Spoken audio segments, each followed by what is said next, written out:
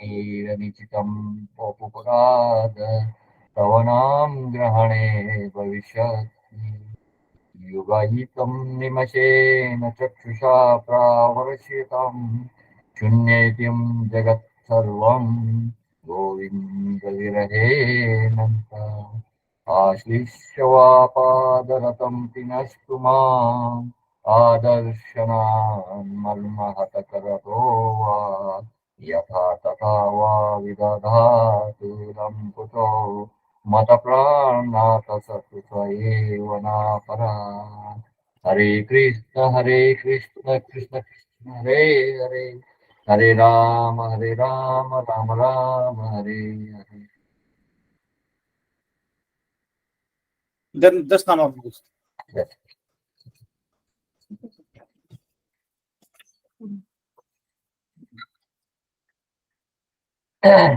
भगवान नाम के जप में होने वाले 10 अपराध। पहला, भगवान नाम के प्रचार में जीवन को समर्पित करने वाले भक्तों की निंदा करना। दूसरा, शिव ब्रह्म आदि देवों का नाम को भगवान नाम के समान अथवा उससे स्वतंत्र समझना। तीसरा, गुरु की आवाज करना अथवा उन्हें साधारण मनुष्य समझना। चौथा, वैदिक शास्त्रों का अथवा प्रमाणों का खंडन करना। पांचवा, हरे कृष्णा महामंत्र के जप की महिमा को काल्पनिक समझना।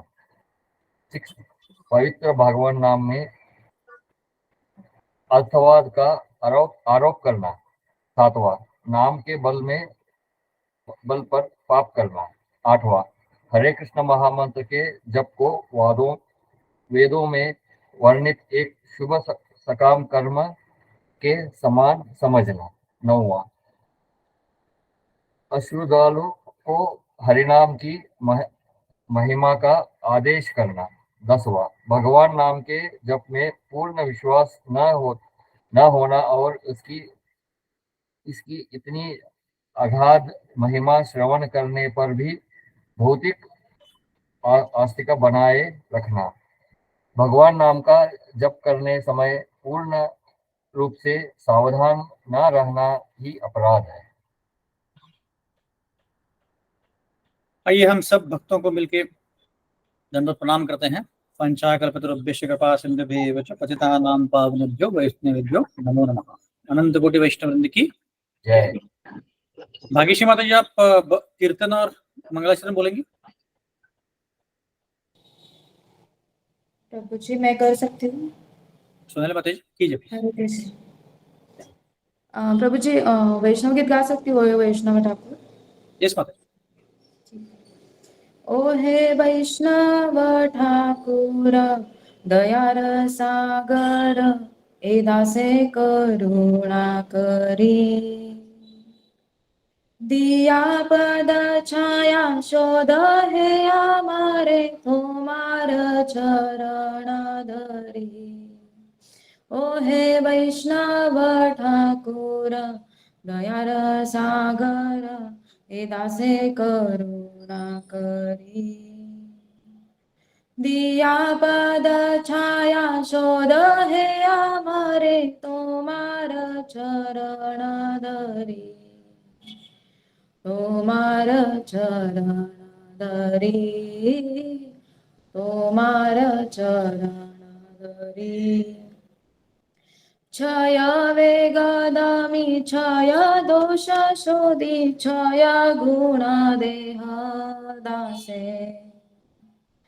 छह सत्संग देह आमारे बसेची संगेर आशे क्षय वेगदामी क्षय दोष शोधी क्षय गुण देह दासे छह सत्संग देह आमारे बसेची संगेर आशे। ओ हे वैष्णव ठाकुरा दयार सागर ए दासे करुणा करी। ओ हे वैष्णव ठाकुरा दयार सागर ए दासे करुणा करी एकाकी अमर नाही पाय बल हरि नाम संकीर्तन तुम्ही कृपा करी श्रद्धा बिंदू दिया देह कृष्ण नाम धने एकाकी अमर नाही पाय बल हरि नाम संकीर्तने तुम्ही कृपा करी श्रद्धा बिंदू दिया देह कृष्ण नाम धने ओ हे वैष्णव ठाकुरा दयार सागर हे दासे करुणा करी ओ हे वैष्णव ठाकुर दया रे सागर हे दासे करुणा करी कृष्ण से तोमारा कृष्ण दीते पारो तोमार शकतियाचे आम्ही तर कंगाल कृष्ण कृष्ण बलिदाई तव पाचे पाचे कृष्ण से तोमारा कृष्ण दीते पारो तोमारा शकतियाचे आम्ही तर कंगाल कृष्ण कृष्ण बलिदाई तव पाचे पाचे ओ हे वैष्णव ठाकुरा दयार सागर हे दासे करुणा करी ओ हे वैष्णव ठाकुर दयार सागर हे दासे करुणा करी हरे कृष्णा कृष्णा कृष्णा हरे हरे हरे राम राम राम हरे हरे हरे कृष्णा कृष्णा कृष्णा हरे हरे हरे राम राम राम हरे हरे ओ हे वैष्णव ठाकुरा दयार सागर हे दासे करुणा करी ओ हे वैष्णव ठाकुर दयार सागर हे दासे करुणा करी नाम ओम विष्णुपादाय कृष्णप्रेष्ठाय भूतले श्रीमते भक्ति वेदांत स्वामी इति नामिने नमस्ते सरस्वते देवे गौरवाणी प्रचारिणे निर्विशेषा शून्यवादी पाश्चात्य देशतारिणे जय श्री कृष्ण चैतन्य प्रभु नित्यानंद श्री अद्वैता गदाधर श्रीवासादि गौर भक्तवृंद जय श्री कृष्ण चैतन्य प्रभु नित्यानंद श्री अद्वैता गदाधर श्रीवासादि गौर भक्तवृंद हरे कृष्णा कृष्णा कृष्णा हरे हरे हरे राम राम राम हरे हरे हरे कृष्णा कृष्णा कृष्णा हरे हरे हरे राम राम राम हरे हरे हरे कृष्णा कृष्णा हरे हरे हरे राम राम राम हरे हरे हरे कृष्णा कृष्णा कृष्णा हरे हरे हरे राम राम राम हरे हरे हरे कृष्णा कृष्णा कृष्णा हरे हरे हरे राम राम राम हरे हरे हरे कृष्णा कृष्णा कृष्णा हरे हरे हरे राम राम राम हरे हरे हरे कृष्णा कृष्णा कृष्णा हरे हरे हरे राम राम राम हरे हरे जय श्री राधा वृंदावन चंद्र राधा वृंदावन चंद्र राधा वृंदावन चंद्र श्री राधे जय राधा कुंज बिहारी राधा कुंज बिहारी राधा कुंज बिहारी श्री राधे जय जय जगन्नाथ बलदेव जय सुभद्रामय सुदर्शना जय गौरणिताय गौरणिताय गौरणिताय जय गौरणिताय जय बालाजी भगवान बालाजी भगवान बालाजी भगवान जय बालाजी भगवान जय जय जय प्रभुपाद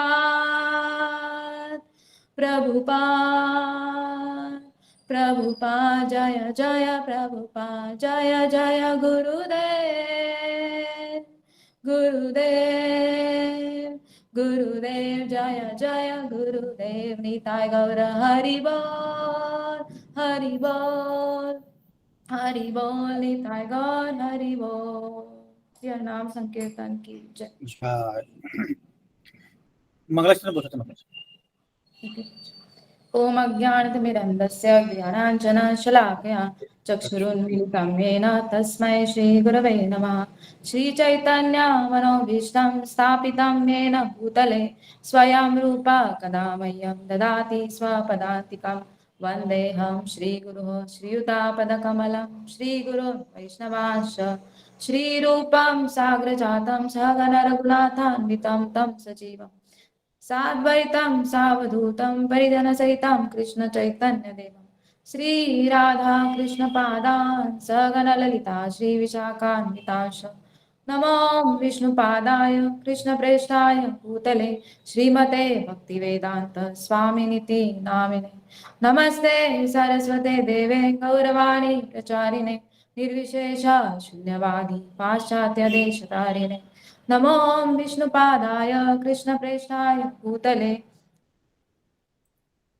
श्रीमते भक्ति सिद्धांत सरस्वती नामिने श्रीवार्षभानवी देवी दयिताय कृपाब्धये कृष्ण संबंध विज्ञान दायिने प्रभवे नमः माधुर्योज्वल प्रेमाढ्य श्रीरूपानुग भक्तिदा श्री गौर करुणा शक्ति विग्रहाय नमोस्तुते नमस्ते गौरवाणी श्रीमूर्तये दीनतारिणे रूपानुग विरुद्धापसिद्धांत ध्वान्तता हरिणे नमो गौर किशोराय साक्षात् वैराग्यमूर्तये विप्रलम्ब रसाम्बोधे पादाम्बुजाय ते नमः नमो भक्ति विनोदाय सच्चिदानंद नामिने गौरभक्ति स्वरूपाय रूपानुगवराय ते गौराविर्भाव भूमित् स्वं निर्देष्टा सज्जन प्रिया वैष्णव सार्वभौमः श्री जगन्नाथाय ते नमः वाञ्छाकल्पतरुभ्यश्च कृपा सिन्धुभ्य एव च पतितानां पावनेभ्यो वैष्णवेभ्यो नमो नमः नमो महावदन्याय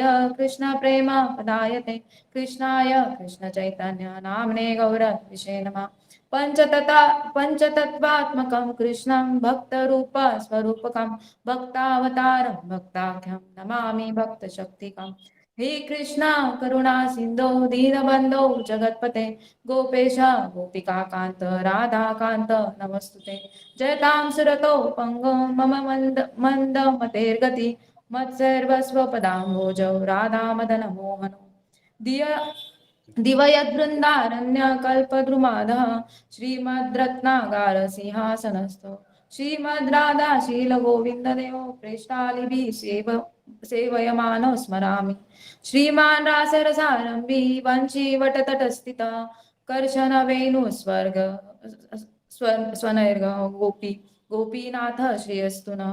तप्त कांचन गौरांगी राधे वृंदावनेश्वरी वृषभानुसुते देवी प्रणमामि हरिप्रिये।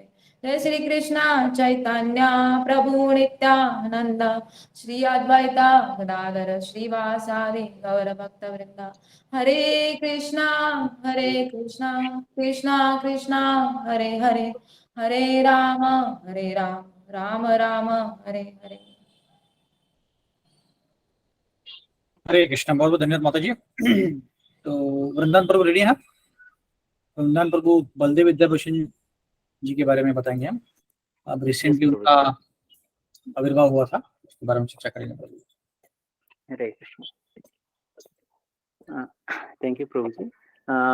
जैसे हम हर क्लास में जो हमारे पूर्ववर्ती वैष्णव आचार्य हैं उनके जो भी आविर्भाव या तिरोभाव दिवस होते हैं उनके हम गुणों का वर्णन करते हैं, उनके जो इस धरती पे लीलाएं की है उनका हम यशोगान करते हैं। उसी कड़ी में हम आज श्री बलदेव विद्याभूषण जो हमारे एक महान गौड़ी आचार्य में बहुत महान आचार्य हुए हैं, जिनका कल तिरोभाव दिवस था, उनके जीवन में और उनके लीलाओं में उसमें हम थोड़ा चर्चा करेंगे। तो बलदेव विद्याभूषण एक बात करें तो बलदेव विद्याभूषण हमारे आचार्य में आप भगवत गीता देखेंगे, सबसे पहले भगवत गीता देखेंगे तो श्रील प्रभुपाद ने जो भगवत गीता एज इट इज यथार्थ रूप लिखी है तो उसका जो समर्पण किया है, उसको जो डेडिकेट किया है, तो वो श्रील बलदेव विद्याभूषण को ही समर्पित किया गया है। तो क्योंकि ये जो भगवत गीता है, जो बलदेव विद्याभूषण ने जो भगवत गीता पर भाष्य लिखा था उसका नाम था गीता भूषण, उसी पर आधारित ये Bhagavad Gita as it is Srila Prabhupada ने हम सबको दी है। तो ये भी बहुत अद्भुत बात है, क्योंकि ये पहली यानी कि पाश्चात्य देशों में और इस वर्ल्ड में प्रचार करने के लिए प्रभुपाद जी ने सबसे पहला जो हथियार बनाया था वो भगवत गीता को ही बनाया था। और एक इतना महत्वपूर्ण विषय कि उसको समर्पित उन्होंने बलदेव विद्याभूषण को किया है। इसी से हमें समझ में आता है कि बलदेव विद्याभूषण किस कोटि के आचार्य थे। स्पेशली जब बात करें हम गौड़ीय वैष्णव को एक पहचान देने की और एक प्रमाणिकता प्रदान करने की, तब बलदेव विद्याभूषण उसकी विजय पताका फहराते हुए नजर आते हैं। उसकी विजय पताका जो गौड़ी वैष्णव के सिद्धांत को सभी वैष्णव मतों के सामने प्रस्थापित किया था, उसका एक प्रदर्शित किया था कि गौड़ी वैष्णव भी एक प्रमाणिक वैष्णव संप्रदाय है।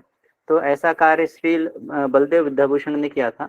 इनके जीवन पर हम प्रकाश डालते हैं या इसकी बात करते हैं तो इन्होंने अपने बारे में अपने बहुत जितने भी ग्रंथ लिखे हैं उसमें या फिर इनके जीवन के बारे में कोई एग्जैक्ट इनका जन्म कहाँ हुआ या फिर इनका परिवार कैसा था, इस बारे में ज़्यादा कुछ जानकारी मिलती नहीं है, क्योंकि इतने उच्च कोटि के संत थे, उच्च कोटि के वैष्णव थे कि इन्होंने स्वयं के बारे में कभी भी यशोगान या गुणगान या कुछ भी लिखने का कभी नहीं किया, से वो रहते थे।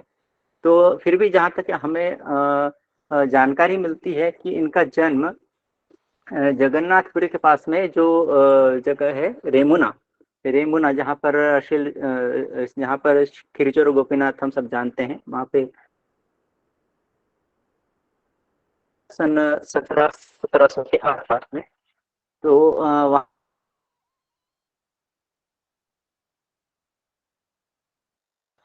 एक जो रहते हैं उनके पिता खेती या फिर ये करते थे, वाणिज्य में व्यापार किया करते थे, उसी परिवार में उनका जन्म हुआ था।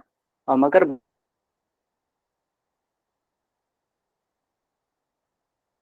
विलक्षण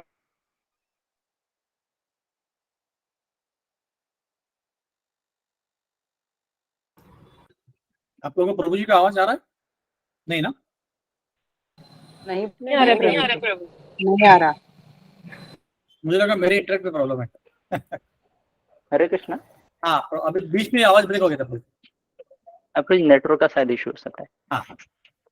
हाँ, तो बहुत ही कम उम्र में उन्होंने संस्कृत व्याकरण और जितने भी ग्रंथ होते हैं उस जैसे कि एस्ट्रोनॉमी हो गया या फिर इन सब का अध्ययन बहुत ही कम उम्र में शुरू कर दिया था। और बाद में इनका मन उसमें जब बोलते ना कि उनकी जिज्ञासा जीवन के लक्ष्यों के प्रति कि जीवन का ध्येय क्या है, इन सब के जानने में उनकी बड़ी इच्छा थी। तो उन्होंने बाद में दक्षिण भारत की यात्रा की। वो एक बहुत ही प्रकांड विद्वान थे। उसके तो वहाँ पे उनकी मुलाकात जो है मध्व संप्रदाय जो मध्वाचार्य श्रीपाद मध्वाचार्य के संप्रदाय के जो संत हैं उनसे हुई। तो उन्होंने मैसूर में मध्व संप्रदाय के आश्रम में रहकर सारे वेदों ग्रंथ है, वैदिक ग्रंथ है, उनकी पूरी तरह से अध्ययन किया और वहाँ पर मध्व संप्रदाय की जितनी भी शिक्षाएं हैं उनको ग्रहण की। बाद में श्रील बलदेव विद्याभूषण मध्व संप्रदाय की फिलोसॉफी को बहुत ही बढ़िया तरीके से प्रचार प्रसार करने लगे, क्योंकि वो वैसे भी बहुत अच्छे विद्वान थे और उनको परास्त कर पाना वाद विवाद में या जब कोई भी विद्वान उनके सामने टिक नहीं पाता था, ये उनकी ख्याति थी। तो बलदेव विद्याभूषण थे। बाद में जब बलदेव विद्याभूषण जी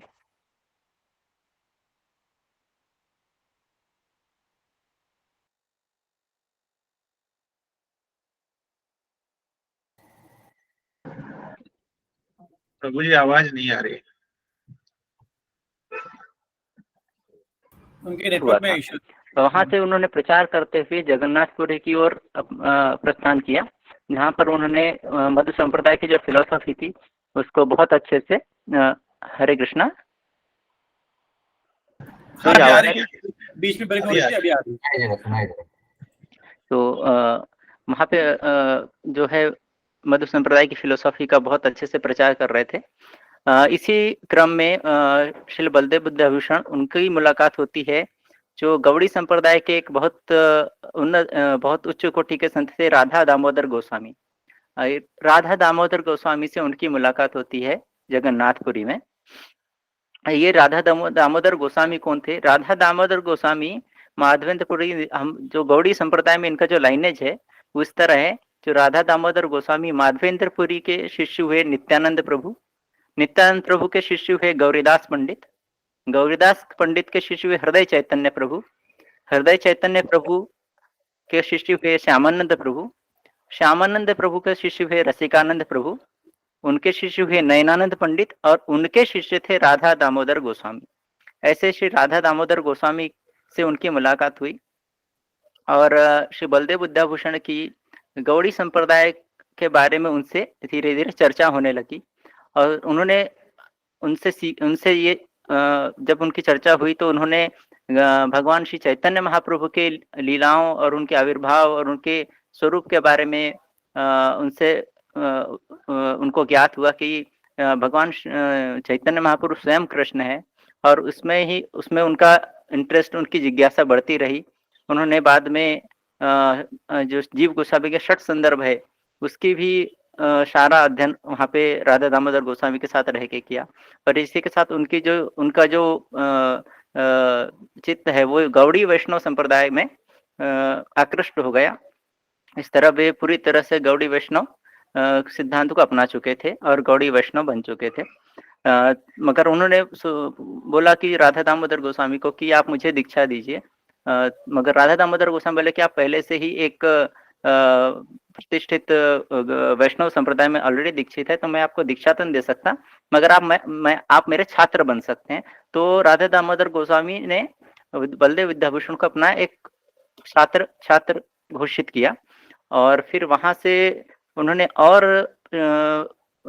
अध्ययन के लिए जो गौड़ी वैष्णव संप्रदाय के जितने भी ग्रंथ है उनके अध्ययन के लिए वो वृंदावन आना चाहते थे। तो वहां पे राधा दामोदर गोस्वामी ने बोला कि आप जाइए वहां पर श्री विश्वनाथ चक्र ठाकुर पाद जो वहां पर रहते हैं उनसे मिलिए और वहां पर जाकर आप उनके श्री चरणों में रहकर उनसे आगे का अध्ययन और शिक्षा प्राप्त कीजिए। तो उन बीच में उन्होंने जो अपना चैतन्य महाप्रभु का आविर्भाव स्थल है मायापुर, वहाँ के भी यात्रा की और उसके बाद वे यहाँ पर वृंदावन के लिए आ गए। वृंदावन में जब वो विश्वनाथ चक्रवर्तीपाद से मिले तो विश्वनाथ चक्रवर्तीपाद भी उनके बारे में जानकर बहुत खुश हुए कि एक इतना उच्च कोटि का विद्वान और होने के बाद में भी बलदेव विद्याभूषण के मन में जरा सा भी अहंकार नहीं, तो इतने विनम्र भाव से उनके चरणों के प्रति समर्पित हुए थे कि विश्वनाथ चक्रवर्तीपाद उनके बहुत प्रशंसक हो गए कि ये बहुत इनका विनम्र भाव है, और उन्होंने उनको अपने विद्या देना के लिए और श्रीमद् भागवत का अध्ययन कराने के लिए राजी हो गए।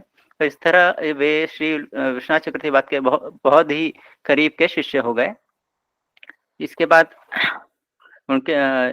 उसके बाद एक इनका जो एक आध प्रसंग आता है जो हम सब जानते हैं कि कैसे इन्होंने गौड़ी वैष्णव सिद्धांत को स्थापित करने के लिए एक गोविंद भाष्य की रचना की। वो हम जो एक ये है उसके बारे में जानेंगे।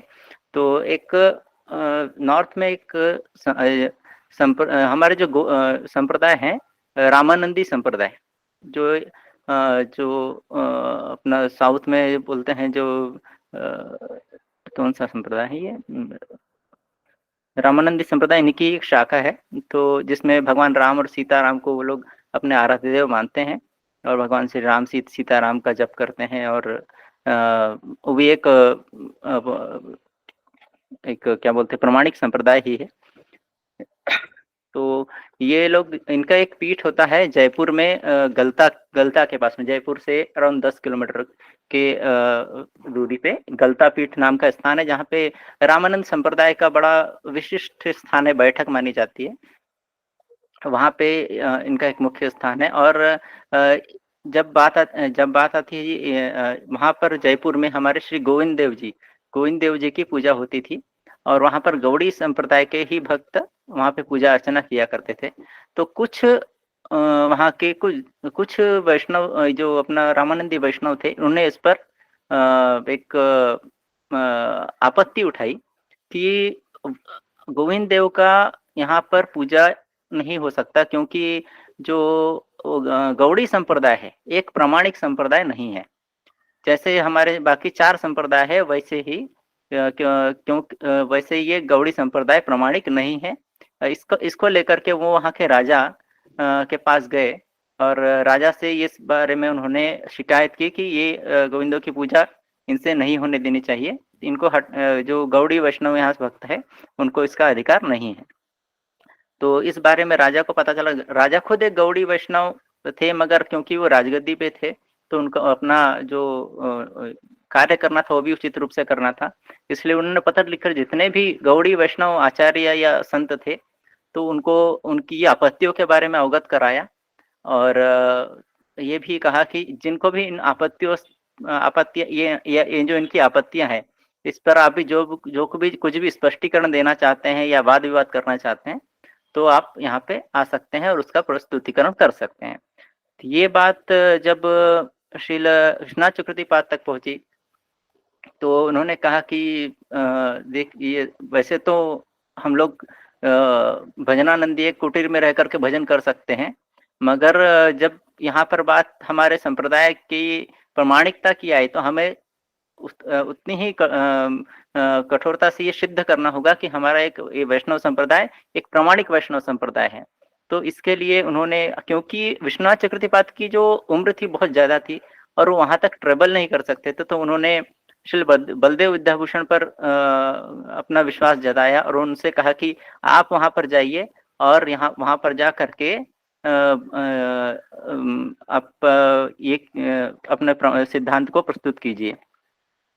तो बलदेव विद्याभूषण वहां पर गए गलता में, सारे संतों का जमावड़ा था, पूरी एक बोलते हैं वाद विवाद जो होते हैं संतों के, वो उसके लिए वहां पर आए हुए थे। तो रामानंदी संप्रदाय के संतों ने प्रश्न उठाया, 2-3 प्रश्न उठाए कि एक तो रामानंदियों ने गौड़ी संप्रदाय की प्रामाणिकता पर ही पहले सवाल ये कर दिए, क्योंकि बोले कि आपका जो गौड़ी संप्रदाय है इसने इसका ब्रह्म सूत्र पर कोई प्रमाणिक आपका कोई खुद का भाष्य नहीं है। बाकी 4 संप्रदाय जो है उनके गोविंद उसका जो ये है कौन सा है ब्रह्म सूत्र पर, सॉरी ब्रह्म सूत्र पर जो टीका है आपकी कोई टीका नहीं है, इसलिए आप प्रामाणिक संप्रदाय नहीं है। तो ब्रह्म सूत्र पर टीका होना जरूरी है। दूसरा उनका वेदांत सूत्र, वेदांत सूत्र पर, सॉरी हाँ वेदांत ब्रह्म सूत्र पर ना, वेदांत सूत्र पर। दूसरा उनका ये था कि राधा कृष्ण की सेवा पर उनका प्रश्न था कि श्री गोविंद जी के साथ में राधा रानी की पूजा नहीं होनी चाहिए, क्योंकि राधा रानी का जिक्र किसी भी प्रामाणिक ग्रंथ में नहीं है। ठीक है। तीसरा उनका क्वेश्चन था कि कृष्ण अवतारी है न कि अवतार है न कि अवतारी, जो कृष्ण है वो नारायण से आते हैं। तो ये उनके जो थे प्रश्न थे। तो इस सब का उन्होंने बलदेव विद्याभूषण जी ने बहुत अच्छे से वहां पर इसका वाद विवाद हुआ और पूरे ग्रंथों का प्रामाणिकता से उन्होंने सिद्ध किया कि कैसे राधा कृष्ण की सेवा ही सही है और नारायण अवतारी है और अवतार है और कृष्ण अवतारी है, कृष्ण से नारायण आते हैं, नारायण से कृष्ण ही। इस बारे में भी उन्होंने वहां पर टीका दी। मगर फिर भी गौड़ी संप्रदाय की प्रामाणिकता को सिद्ध करने के लिए वो लोग ये चाहते थे कि आप अपना जो है वेदांत सूत्र पर अपनी व्याख्या प्रस्तुत करना चाहिए, उसके बिना हम ये नहीं मानेंगे कि गौड़ी संप्रदाय प्रामाणिक संप्रदाय है। तो बलदेव विद्याभूषण ने कहा कि हम गौड़ी संप्रदाय के लोग जो है श्रीमद् भागवत को ही वेदांत सूत्र की नेचुरल कमेंट्री, एक स्वाभाविक कमेंट्री मानते हैं, टीका मानते हैं। और ये वेदव्यास भगवान वेदव्यास के व्यासदेव द्वारा दी गई प्रामाणिक ये है कमेंट्री है जिसका हम पठन करते हैं। मगर उन्होंने कहा कि नहीं, ये जो है श्रीमद् भागवतम ये तो सबके लिए है, मगर हर संप्रदाय के अलग आचार्यों ने वेदांत सूत्र पर व्याख्या दी है, तो आपकी भी एक व्याख्या होनी चाहिए। इसके बिना तो हम मानेंगे ये नहीं कि आपका एक संप्रदाय है ये एक प्रामाणिक संप्रदाय है और हम इसको नकार देंगे, और आपकी यहाँ पे जो सेवा पूजा है वो भी हम लोग यहाँ से बंद करा देंगे। गोविंद देव की जो पूजा है वो आप लोग नहीं कर पाएंगे। तो उन्होंने बोला कि ठीक है, मैं एक जो है वेदांत सूत्र की व्याख्या मैं आपको दूंगा, मुझे कुछ समय दीजिए।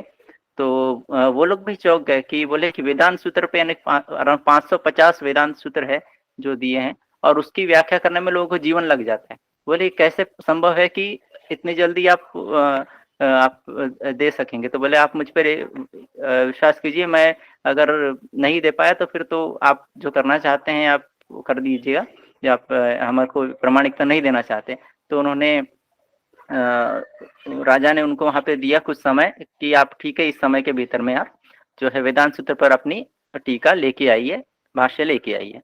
उन्होंने विश्वनाथ चक्र ठाकुर बलदेव विद्याभूषण डायरेक्ट सीधे वहां से गए श्री गोविंद देव जी के मंदिर में, और गोविंद देव जी के सामने बहुत रोकर और प्रार्थना करने लगे कि हे गोविंद देव, आपके ही शक्ति के बल पर मैंने ये गोविंद इसके टीका करने का ये लिया है, कार्य लिया है, कृपया आप मेरी सहायता करें।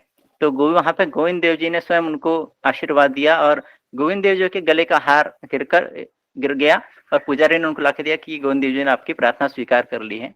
और फिर जब रात को घर जाते हैं बलदेव विद्याभूषण, तो उनके स्वप्न में श्री गोविंद देव जी आते हैं और गोविंद देव कहते हैं कि आप चिंता मत कीजिए, आप कमेंट्री आप जो है इसके ऊपर भाष्य लिखिए और मैं खुद आपको इसका भाष्य बताऊंगा और आपको सिर्फ लिखते जाना है।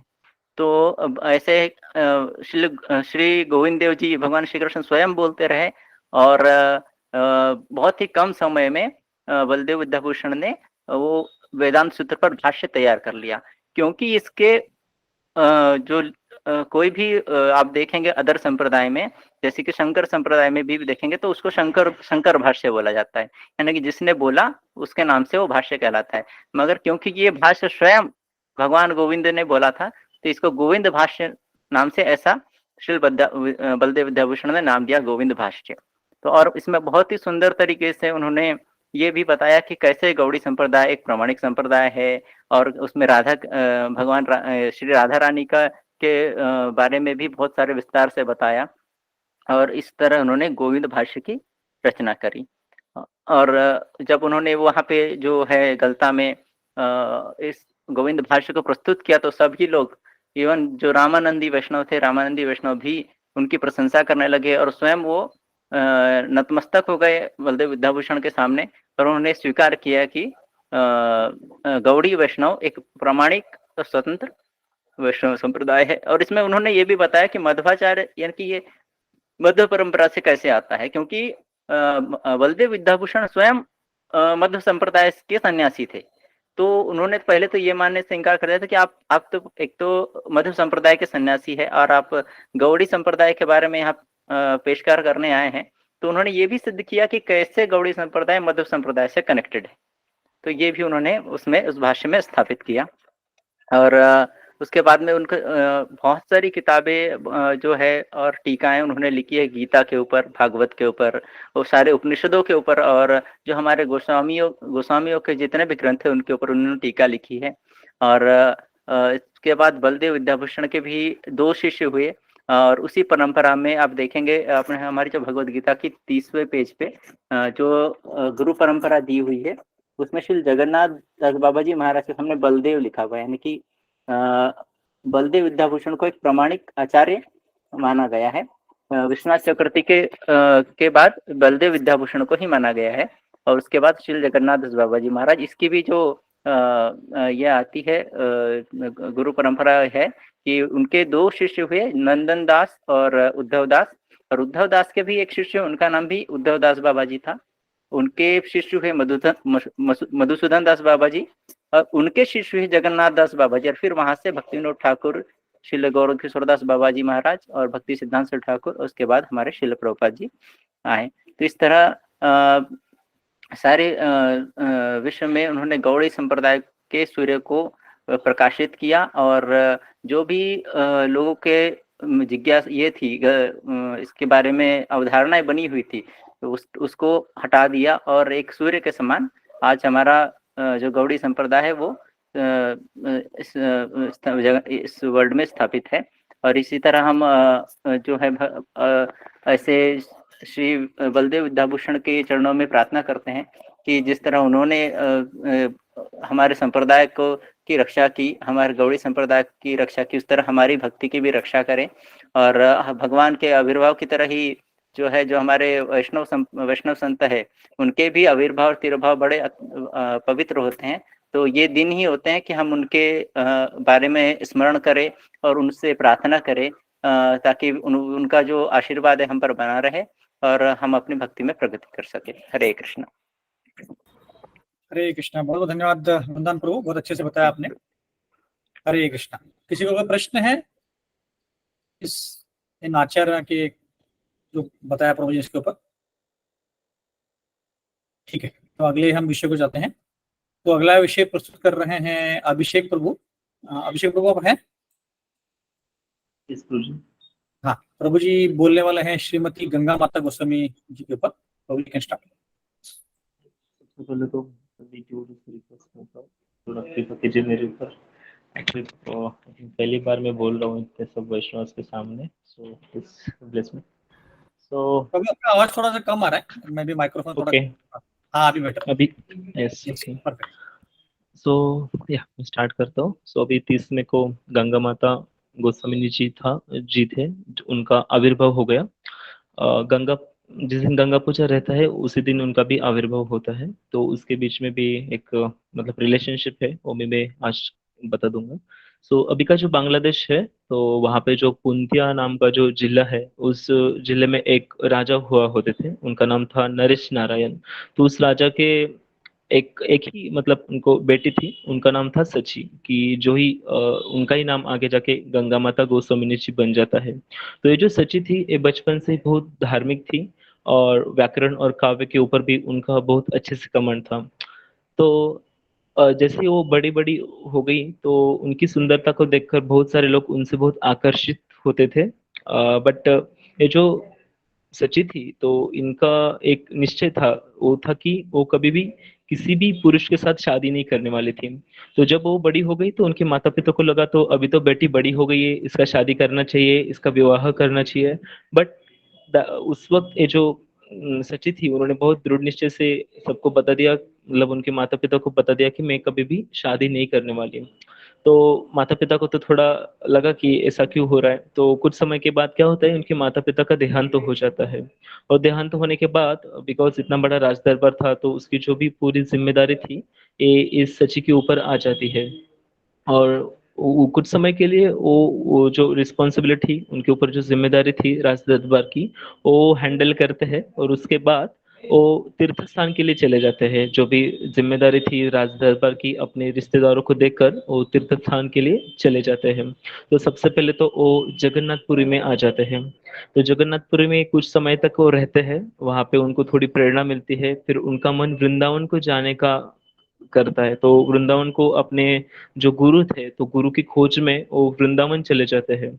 वृंदावन में आने के बाद उनकी मुलाकात हरिदास पंडित जी से होती है। तो ये हरिदास पंडित जी मतलब गौर निताय के बहुत बड़े भक्त थे और अनंत आचार्य जी थे उनके वो शिष्य थे। तो इनसे उनकी मुलाकात होती है। तो जब वो हरिदास पंडित जी को वो देखती है और तो उनके चरणों में वो गिर जाती है और उनसे याचना करती है कि आप मुझे शिष्य के रूप में एक्सेप्ट कीजिए। तो हरिदास पंडित जी उनका तो सबसे पहले एक टेस्ट लेते हैं, उनको कन्विक्शन चेक करना था उनका। जैसे जब ध्रुव महाराज जंगल में जा रहे तो हम देखते थे कि नारद मुनि आते हैं और नारद मुनि जैसे कैसे उनका टेस्ट लेते हैं, तो यहाँ पर भी हरिदास पंडित जी एक टेस्ट लेते हैं उनका। तो हरिदास पंडित जी क्या बोलते हैं उनको कि आप तो एक बहुत बड़े घर से बहुत बड़ी राजकुमारी हो, सांसारिक संपत्ति को छोड़े बिना यहाँ पे वृंदावन में किसी को भी भजन करना संभव नहीं है। तो आप क्या कीजिए, आप फिर से आपके घर पे जाइए और वहां पे जाके आप भजन करना स्टार्ट कीजिए। बट ये जो सची थी ये इन सब चीजों की तरफ ध्यान नहीं देती और वो क्या करती है, अपना जो भजन है वो शुरू रखती है। कुछ ही दिनों के बाद वो क्या करती है, जैसे हरिदास पंडित ने जो बोला था वो उनको बहुत गहरा लगता है और क्या करती है, जो उनके बहुत अच्छे अच्छे क्लोथ्स थे, जो उनके अलंकार थे, आभूषण थे, तो उसको वो मतलब उससे डिटैच होना स्टार्ट करती है, उन सबको पहनना वगैरह कम करती है और जो सिंपल क्लोथ्स थे वगैरह उनको धारण करना शुरू शुरू करती है। तो ये देख के हरिदास जी बहुत प्रसन्न होते हैं। ये देखने के बाद हरिदास जी फिर से उनको एक उपदेश करते हैं। हरिदास जी बोलते हैं कि जब आप गर्व भय गरिमा की भावना को त्याग कर आप जब मधुकरी करने के लिए जाओगी तब क्या होगी, आपके ऊपर राधा और कृष्ण की कृपा कृपा होगी। तो ये बात सुन के ये जो सची थी उनको बहुत अच्छा लगता है और वो क्या करती है कि तब से जाके वो मधुकरी मांगना स्टार्ट करती है। अल्दो बहुत सारे सिंपल क्लोथ्स वगैरह पहनती थी बट वो दिखने में बहुत सुंदर थी, तो सबको पता चल रहा था कि ये कोई साधारण स्त्री तो नहीं हो सकती, ये कुछ साधारण तो स्त्री नहीं है। तो अल्दो मधुकरी मांग रही है। तो ऐसे वो मधुकरी मांगना उन्होंने स्टार्ट किया। तो काफी देर तक वो मतलब काफी समय तक वो कंटिन्यू कर रही थी। तो बाद में हरिदास जी इस चीज को भी देखते हैं और उनको समझ में आता है कि ये तो बहुत सिंसियर है। तो इसके बाद फिर वो बहुत प्रसन्न होते हैं उनसे। और एक दिन फिर से वो उनको तीसरी बार जब उनको बोलते हैं कि मैं आपसे बहुत प्रसन्न हुआ हूँ, अभी आप क्या कीजिए, आप इनिशिएशन की तैयारी कीजिए। तो उसके बाद हरिदास जी एसएचजी को इनिशिएशन देते हैं राधा कृष्ण मंत्र में। उसके बाद जब जब हरिदास जी शास्त्र के ऊपर लेक्चर वगैरह देते थे कुछ, तो ये जो सची थी तो उसको उसका बहुत अच्छे से उसको सुनती थी। स्पेशली जब हरिदास जी गोस्वामी शास्त्र वगैरह पढ़ाते थे तो उसका बहुत अच्छे से अध्ययन करती थी। इसलिए कुछ ही दिनों में क्या होता है कि ये बहुत पारंगत होती है, ये जो गोस्वामी सिद्धांत वगैरह है उसमें बहुत पारंगत होती है ये सची।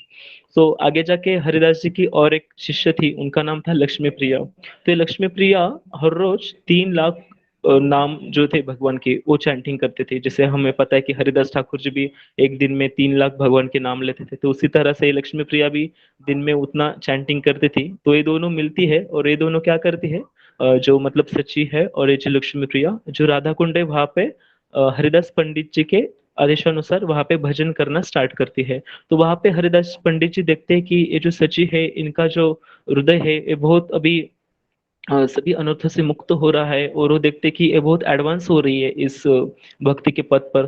तो आगे जाके वो फिर से प्रसन्न होते हैं और उनको आज्ञा देते हैं कि अभी आप क्या कीजिए, आप जगन्नाथपुरी जाइए और जगन्नाथपुरी में जाकर वहां पे आप जो भी चैतन्य महाप्रभु की शिक्षा है उनको, वहां के जो लोग हैं उनको उनको तक पहुंचाइए।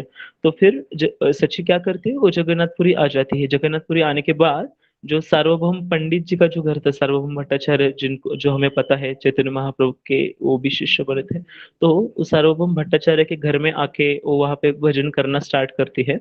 तो वहां पे जस्ट कुछ ही दिनों में अभी वो भागवतम के ऊपर क्लासेस देना स्टार्ट करती है। तो उसके बाद क्या होता है, भागवतम में उनके जो क्लासेस थे वो बहुत लोग सुनने के लिए आते थे और बहुत प्रभावित करते थे उनके क्लासेस। तो जल्दी वो भागवत के ऊपर एक टीकाकार बन जाती है बहुत बड़ी। तो उस वक्त वहां के राजा थे मुकुंद देव। तो मुकुंद देव ये सची के बारे में सुनते हैं कि ये कोई तो है हमारे यहाँ पे आए हैं और बहुत अच्छे से भागवत कथा करते हैं। तो मुकुंद देव राजा जो थे, तो उनका भी इच्छा होता है कि मैं भी जाके क्या करूं, मैं भी जाके इनका जो भागवत कथा है वो सुन लूं। तो मुकुंद देव राजा एक दिन आते हैं इनका भागवत कथा सुनने के लिए।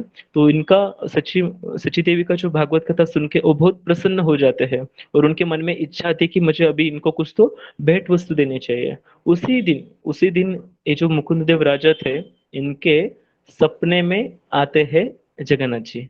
और जगन्नाथ जी उनको बोलते हैं कि आपको इनको भेंट वस्तु देनी है ना, तो आप क्या कीजिए, ये जो ये जो क्या नाम था उसको, ये जो श्वेत गंगा करके जो जगन्नाथ जी के मंदिर के जो बाजू में जो एरिया है, तो इस श्वेत गंगा का जो किनारा है, तो वहां का जो थोड़ा जगह है ये आप ये सची देवी को दे दीजिए। तो फिर अगले दिन फिर से राजा सची देवी के पास जाते हैं और उनको पूरी कहानी बताते हैं कि मुझे आपको भेंट वस्तु देनी थी और मेरे सपने में ये जगन्नाथ जी आए और उन्होंने मुझे बताया कि ये जो श्वेत गंगा का जो थोड़ा सा पार्ट है वो आपको भेंट वस्तु के इसमें दिया जाए। तो शुरू में तो वो नहीं नहीं बोलती, बट बाद में राजा ने बहुत रिक्वेस्ट करने के बाद और जब वो ये भी सुनते कि जगन्नाथ जी को भी मुझे देना था, तो उसको एक्सेप्ट करती है। तो ये पास टाइम हो जाता है। उसके बाद एक दिन बाद मतलब एक समय पे क्या होता है कि ये जो सची देवी है, इनका इच्छा होता है कि मुझे गंगा जी के इसमें स्नान करना है। और स्पेशली कब स्नान करना है, जब गंगा जी का ये होता है, गंगा गंगा दशहरा बोला जाता है, जैसे अभी 30 मई को जो था गंगा पूजा, तो उसी दिन मुझे भी क्या करना है, इसमें स्नान करना है, ऐसा उनका इच्छा होता है। बट अभी जगन्नाथपुरी में तो गंगा जी है ही नहीं। फिर क्या होता है कि वो बोलते कि अभी मेरे गुरुजी ने तो मुझे बोला है कि आप जगन्नाथपुरी में जाइए और वहां पे रहिए, तो मैं तो जा नहीं सकती यहाँ से जगन्नाथपुरी छोड़ के, ये तो मेरे गुरु के आज्ञा के खिलाफ होगा। तो इसलिए वो सोचते कि नहीं नहीं, मैं बेटर है कि मैं नहीं जाऊंगी। बट उसी दिन जगन्नाथ जी उनके सपने में आते हैं और उनको बोलते हैं आप गंगा में स्नान ले सकते हो, आप गंगा में स्नान ले सकते हो। तो उसके लिए आपको कुछ नहीं करना है, जहाँ पे आप रहते हो वहीं पे श्वेत गंगा जो है वहां पे जाइए। जिस दिन गंगा दशहरा है उस दिन आप क्या कीजिए, मध्य रात्रि को वहां पे जाइए और आप गंगा स्नान लीजिए, वहीं पे गंगा चल के आ जाएगी, ऐसा जगन्नाथ जी उनको बोलती है। तो जिस दिन ये गंगा दशहरा आता है उस दिन की मध्य रात्रि को ये जो सच्ची है वो वहां पे श्वेत गंगा जो है तो वहां पे जाते हैं। और वहां पे जैसे ही जाते हैं तो ये जो वहां के पानी की जो लहरें है ये उनको अंदर लेती है। और अंदर लेती है तो उनको इतना कुछ समझ में ही नहीं आता। जब ऑलमोस्ट उस पानी में बहते बहते बहते बहते जगन्नाथ जी आज का जो जगन्नाथपुरी का मंदिर है, उस मंदिर का जो अल्टर है उस अल्टर में आ जाते हैं। तब उनको समझता है कि मैं जगन्नाथ जी के मंदिर के अल्टर में आई हूँ। तो तब उनको वहां पे ऐसा दिखता है कि बहुत सारे यहाँ पे वैष्णव है और ये भी ये गंगा के इसमें स्नान ले रहे हैं और बहुत सारे मंत्रों का उच्चारण कर रहे हैं। तभी क्या होता है, वो जो बाहर के जो पंडा लोग वगैरह रहते हैं उनको आवाज आता है बाहर, तो सब मतलब उनको लगता है कि अंदर कोई तो है, अंदर कोई तो है। तो पंडा लोग सब वगैरह क्या करते हैं, वो राजा के पास जाते हैं और राजा को बताते हैं कि अंदर से जगन्नाथ जी के अल्टर से कुछ तो आवाज आ रही है, हमें शायद दरवाजा खोल के देखना चाहिए कि अंदर कोई है क्या। तो वो फिर राजा परमिशन देते हैं, फिर सब पंडा वगैरह आ जाते हैं और दरवाजा खोलते तो देखते हैं तो क्या वहां पे सची है।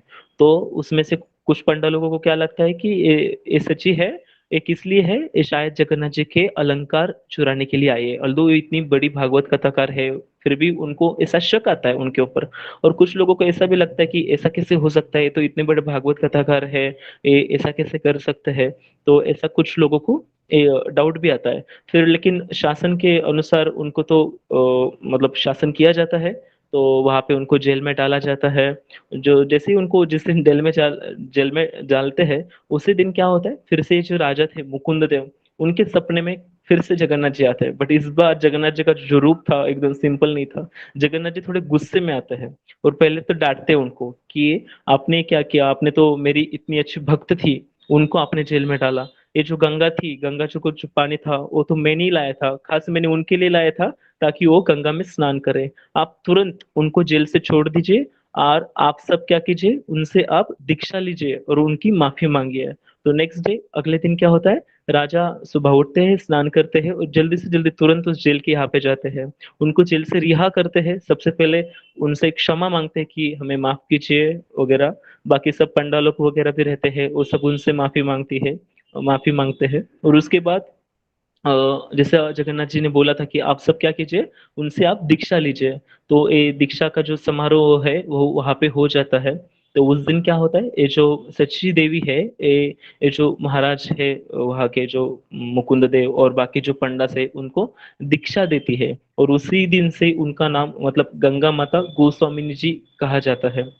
तो आगे जाके क्या होता है कि ये जो राजा है मुकुंद देव, तो उनको लगता है कि अभी तो ये मेरे गुरु बन गई, ये जो सची देवी थी, मतलब ये जो गंगा माता गोस्वामिनी जी, ये तो मेरी गुरु बन गई, तो मुझे उनको फिर से कुछ तो गुरु दक्षिणा देना चाहिए। तो फिर से वो उनके पास जाते हैं। बट ये जो गंगा माता था, उनका तो स्वभाव काफी सरल था। वो बोले कि मुझे कुछ भी भौतिक चीज नहीं चाहिए। बट फिर भी ये जो राजा अभी उनके शिष्य बने हैं, तो उनको बहुत याचना करते कि नहीं नहीं, आपको कुछ तो मेरे से लेना पड़ेगा, कुछ तो मेरे से लेना पड़ेगा।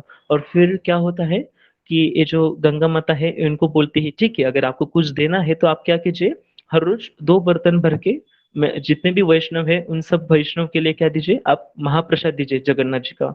उसके बाद क्या कीजिए, 1 बर्तन भर के उस बर्तन में जो भी सब्जियां है वो आनी चाहिए एक। और जो जगन्नाथ जी को हर रोज जो क्लोथ जो अर्पण किया जाता है, तो उस क्लोथ का एक थोड़ा सा टुकड़ा वो अर्पण कीजिए। और उसके और चौथा एक चीज वो बोलती है, वो था कि 160 पैसे वगैरह। तो बस इतना आप हर रोज देते रहिए। तो वही वो एक छोटी सी चीज उनसे बस मांगती है। तो अभी भी आज मतलब ऐसा देखा जाता है कि जगन्नाथपुर में आज भी ये जो परंपरा है, हमें देखने को मिलती है कि हर दिन जब नून ऑफरिंग होता है वहां पे, तो उसके बाद ये सब जो चीजें है वो, जो उनका मठ है, मठ जो गंगा माता का, वहां पे ये सब चीजें दी जाती है। सो हरे कृष्ण। हरे कृष्णा, बहुत बहुत धन्यवाद प्रभु जी, और अच्छे से बताया आपने। श्री गंगा माता गोसाई माता जी की जय, बलदेव विद्याभूषण प्रभु जी की जय। हरे कृष्णा। तो आज हम थोड़ा भागवतम पर चर्चा करेंगे। तो भागवतम के तीसरे स्कंद में हम चर्चा कर रहे थे। तो तीसरे स्कंद के तीसरे अध्याय के 24वें श्लोक तक आए थे, बराबर ना? किसी को याद है? हाँ जी प्रभु जी। बराबर ना? 24 तक है प्रभु। ठीक है, 24वां श्लोक हमने देखा था। तो एक क्विक रिवीजन कर लेते हैं, क्या क्या चर्चा किया था हमने पिछली बार, उसके बाद फिर चर्चा को प्रारंभ करते हैं। तो यहाँ पे हम चर्चा कर रहे हैं कि ये जो विदुर जी हैं, विदुर जी को उद्धव जी अपना कृष्ण भगवान की लीलाएं की बता रहे हैं। और उस पे वो कई सारे अलग अलग उन्होंने अभी तक लीलाएं बताई हैं। उसका संक्षिप्त में हम चर्चा करते हैं, उसके बाद फिर आपकी चर्चा को आरंभ करते हैं।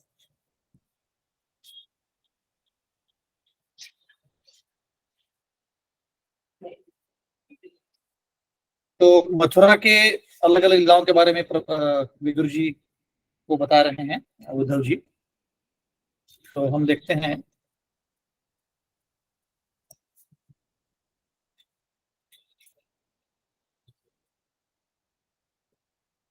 तो उद्धव जी बोल रहे हैं कि मथुरा में बलदेव और कृष्ण भगवान गए और उन्होंने अपने माता पिता को खुश करने के लिए कंस को मारा नीचे खींच डाला।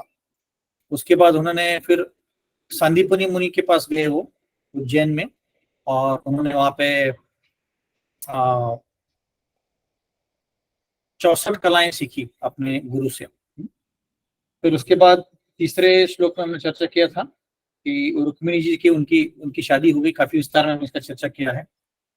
चौथे श्लोक में बता रहे हैं कि कैसे नग्न जीती नामक एक जो प्रिंसेस थी उसके साथ उनकी शादी हुई, तो 7 बैलों को उन्होंने बिना जिसके नाक में जो रस्सी नहीं होती है ऐसे बैलों को उन्होंने मारा, मारा नहीं, उनको कंट्रोल में लाया, है ना। फिर ये भी हमने चर्चा किया कि इंद्र से झगड़ा करके सत्यभामा के लिए पारिजात का जो पेड़ है वो कृष्ण भगवान लेके आते हैं। फिर नरकासुर को मारते हैं, जो वराह और धात्री या धरित्री जो भूमि देवी है उनके पुत्र को उन्होंने मारा। फिर नरकासुर के राज्य में कई सारे 16,100 जो रानियां थी उनको उन्होंने बचाया और उनके साथ शादी कर ली। तो वो 16, क्योंकि उनके साथ कोई शादी करने के लिए तैयार नहीं था इसलिए, और उनकी इच्छा थी कि कृष्ण भगवान की उनसे शादी, ये हमने चर्चा किया। उसके बाद काल यवन का जो लीलाएं है उसके बारे में चर्चा किया।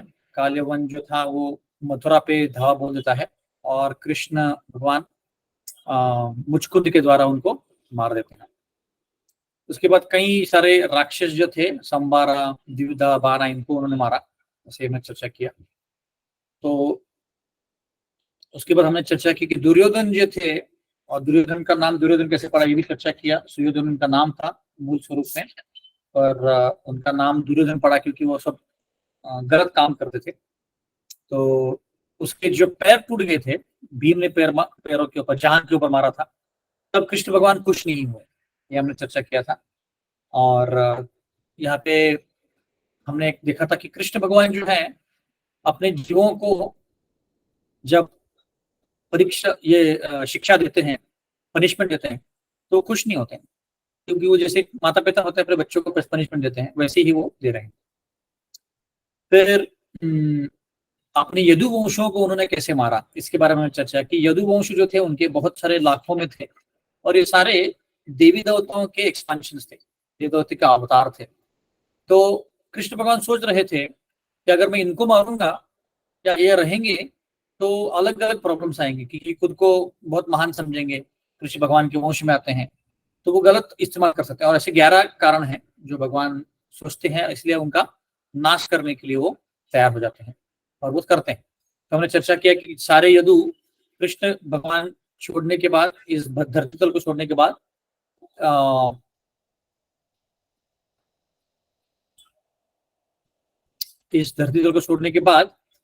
प्रभा क्षेत्र में जाते हैं और प्रभा क्षेत्र में जाके वहां पे बैम्बू, मतलब लोहे के बाम्बू होते हैं, वो पकड़ के, वो निकाल के एक दूसरे को के ऊपर वार करके वो एक दूसरे को मार देते हैं। और इसकी हमने कथा देखी थी कि कैसे सांब जो है कृष्ण का जो पुत्र है, उनके पेट में वो और कई सारे अलग यदु के वंश के जो युवक थे वो ब्राह्मणों का, मतलब नारद मुनि और ऐसे कई ब्राह्मणों का वो मजाक उड़ाते हैं। इसके कारण उनको श्राप मिलता है और उस श्राप के कारण वो एक दूसरे को मार गिरा देते हैं। ये हमने चर्चा किया था 16वें श्लोक में। फिर अभिमन्यु के बाद में चर्चा किया और फिर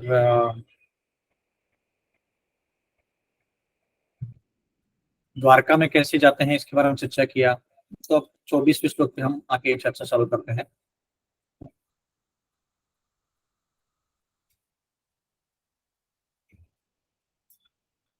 श्लोक चालू करते हैं, शुरू से हमने चर्चा किया था।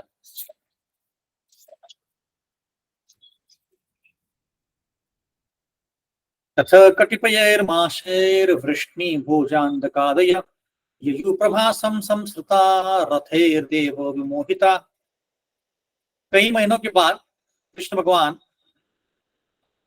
के माया शक्ति से सारे जो वृष्णि भोज रंधक थे वो प्रभा क्षेत्र में चले गए। तत्र स्नात्वा पितरं देवान् ऋषिं चैव ददम्भसा तर्पायित्वा विप्रेभ्यो गावो बहुधुना दधु। वहां पे आने के बाद उन्होंने गंगा में नहाते हैं, नदी में नहाते हैं, और नदी में नहा के वहां पे वो अपने पितरों का स्मरण करते हैं, और कई ब्राह्मणों को वो गाय वगैरह दान देते हैं।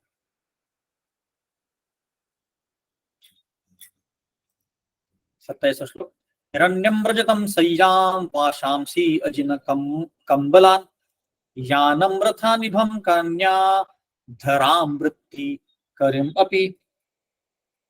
जो ब्राह्मण थे उनको कई सारे गाय दिए गए, उनको सोना दिया गया, पैसे दिए गए, कपड़े दिए गए, बिस्तर दिए गए, और बहुत कुछ उनको दी गई, और उनको शादी करने के लिए लड़कियां भी दी गई। तो यहाँ पे प्रश्न उठ सकता है कि ऐसे क्यों दान में लड़कियां दे रही हैं। तो ऐसे प्रभुपाद यहाँ पे लिखते हैं कि ये जो ब्राह्मण होते थे वो बहुत गरीब होते थे, और क्योंकि गरीब होते थे उनको शादी करने का मौका नहीं मिलता था, इसीलिए उनको सब दक्षिणा देके। और ये ब्राह्मण जो है, ये शुद्ध ब्राह्मणों की बात चल रही है यहाँ पे, जो ब्राह्मणिकल स्टैंडर्ड जो है हमारा, उसको मेंटेन करके चल रहे हैं। भले ही शुद्ध भक्त ना हो, बट शुद्ध ब्राह्मण है मतलब क्या, सत्व गुण में रहते हैं, और कोई भी सत्व गुण के बाहर का कार्य नहीं कर रहे हैं। तो इसीलिए जो राजा लोग थे उनको दान देते थे, क्योंकि दान मिलता था तो वो जो भी उनको शिक्षा होती थी, जो भी जैसे एस्ट्रोलॉजी है या वैदिक संस्कृति है, वो फ्री में सबको देते थे। तो इसलिए पहले के जमाने में जो शिक्षा मिलती थी, एजुकेशन मिलता था, फ्री मिलता था। अभी उसका बहुत बड़ा बिजनेस बन गया है। इसीलिए ब्राह्मणों को उन्होंने लड़कियां दी उनको शादी करने के लिए, क्योंकि बहुत बार उनकी शादी नहीं हो पाती थी, क्योंकि वो गरीब होते थे, या उनके पास शादी करने के लिए तो दूर की बात, खुद को मेंटेन करने के लिए पैसे नहीं होते। ऐसे आगे बढ़ते हैं। अन्नम चोरुरशम तेभ्यो दत्वा भगवदर्पणम गोविप्रार्थ सव शूरा प्रणयमूर भुवि मूर्धभि। तो उन्हीं ब्राह्मणों को बहुत अच्छा अच्छा पंच पकवान उन्होंने खिलाया, जो भगवान को पहले अर्पण करके प्रसाद खिलाया, और उनको नमस्कार करके उन्होंने वो यज्ञ संपन्न किया।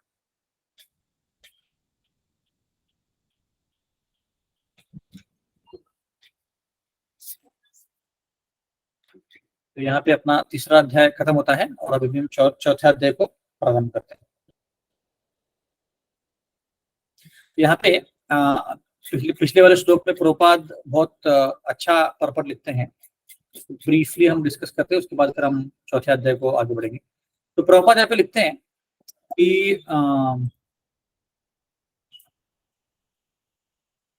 यहाँ पे जो सेंटेंस लिखा गया है कि मनुष्य जन्म का जो परफेक्शन है वो किसमें होता है, 3 चीजें करने से होता है। क्या?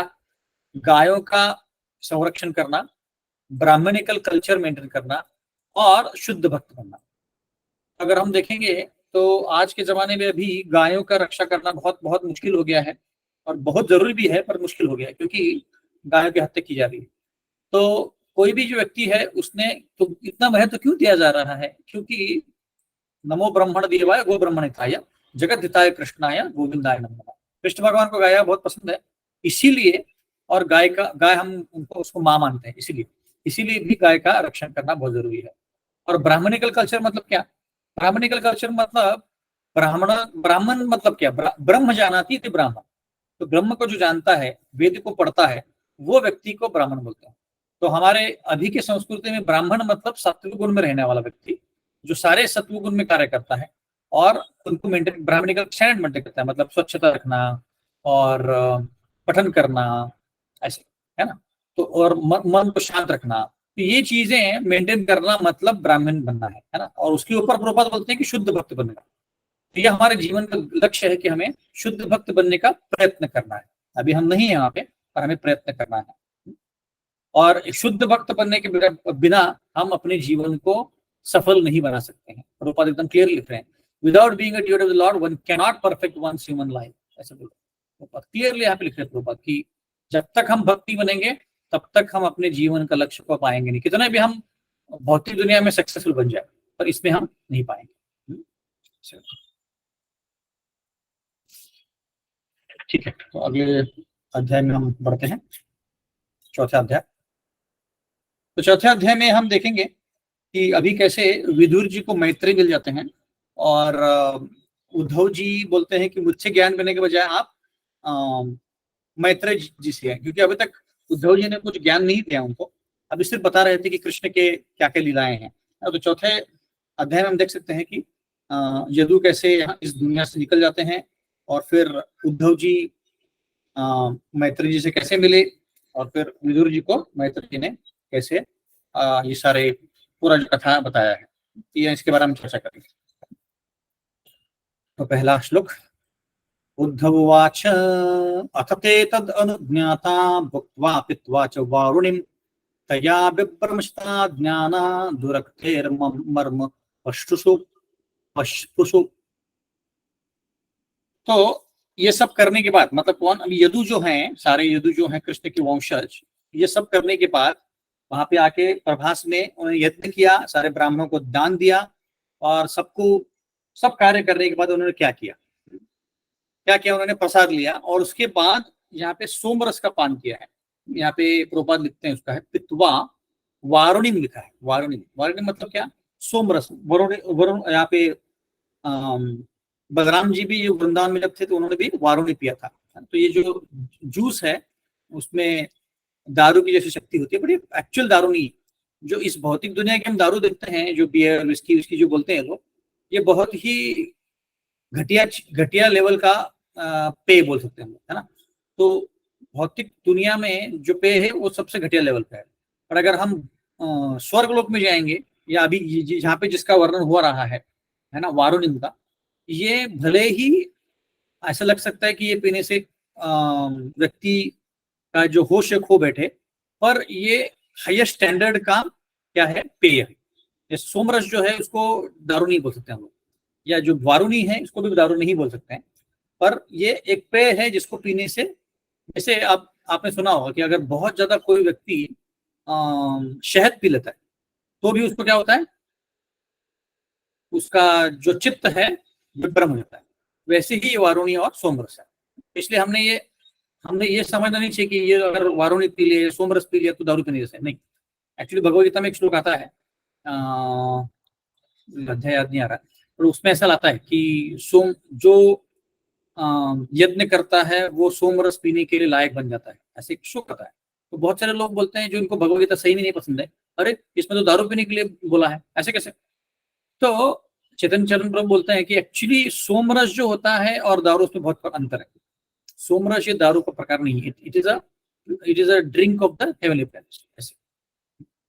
तो अभी क्या हो रहा है यहाँ पे, अभी यहाँ पे बताया जा रहा है कि वारुणी पीने के बाद वो खुद का होश खो बैठते हैं और ज्ञान का, यहाँ पे लिखा है देखिए, तया विभ्रमजित ज्ञान। विभ्रमजित मतलब क्या, उनका जो ज्ञान है वो ज्ञान खत्म हो जाता है, भूल जाते हैं। जैसे तीसरे अध्याय में एक श्लोक आता है, काम क्रोध रजो गुण समुद्भव महाशनो महापापमा विद्येनो।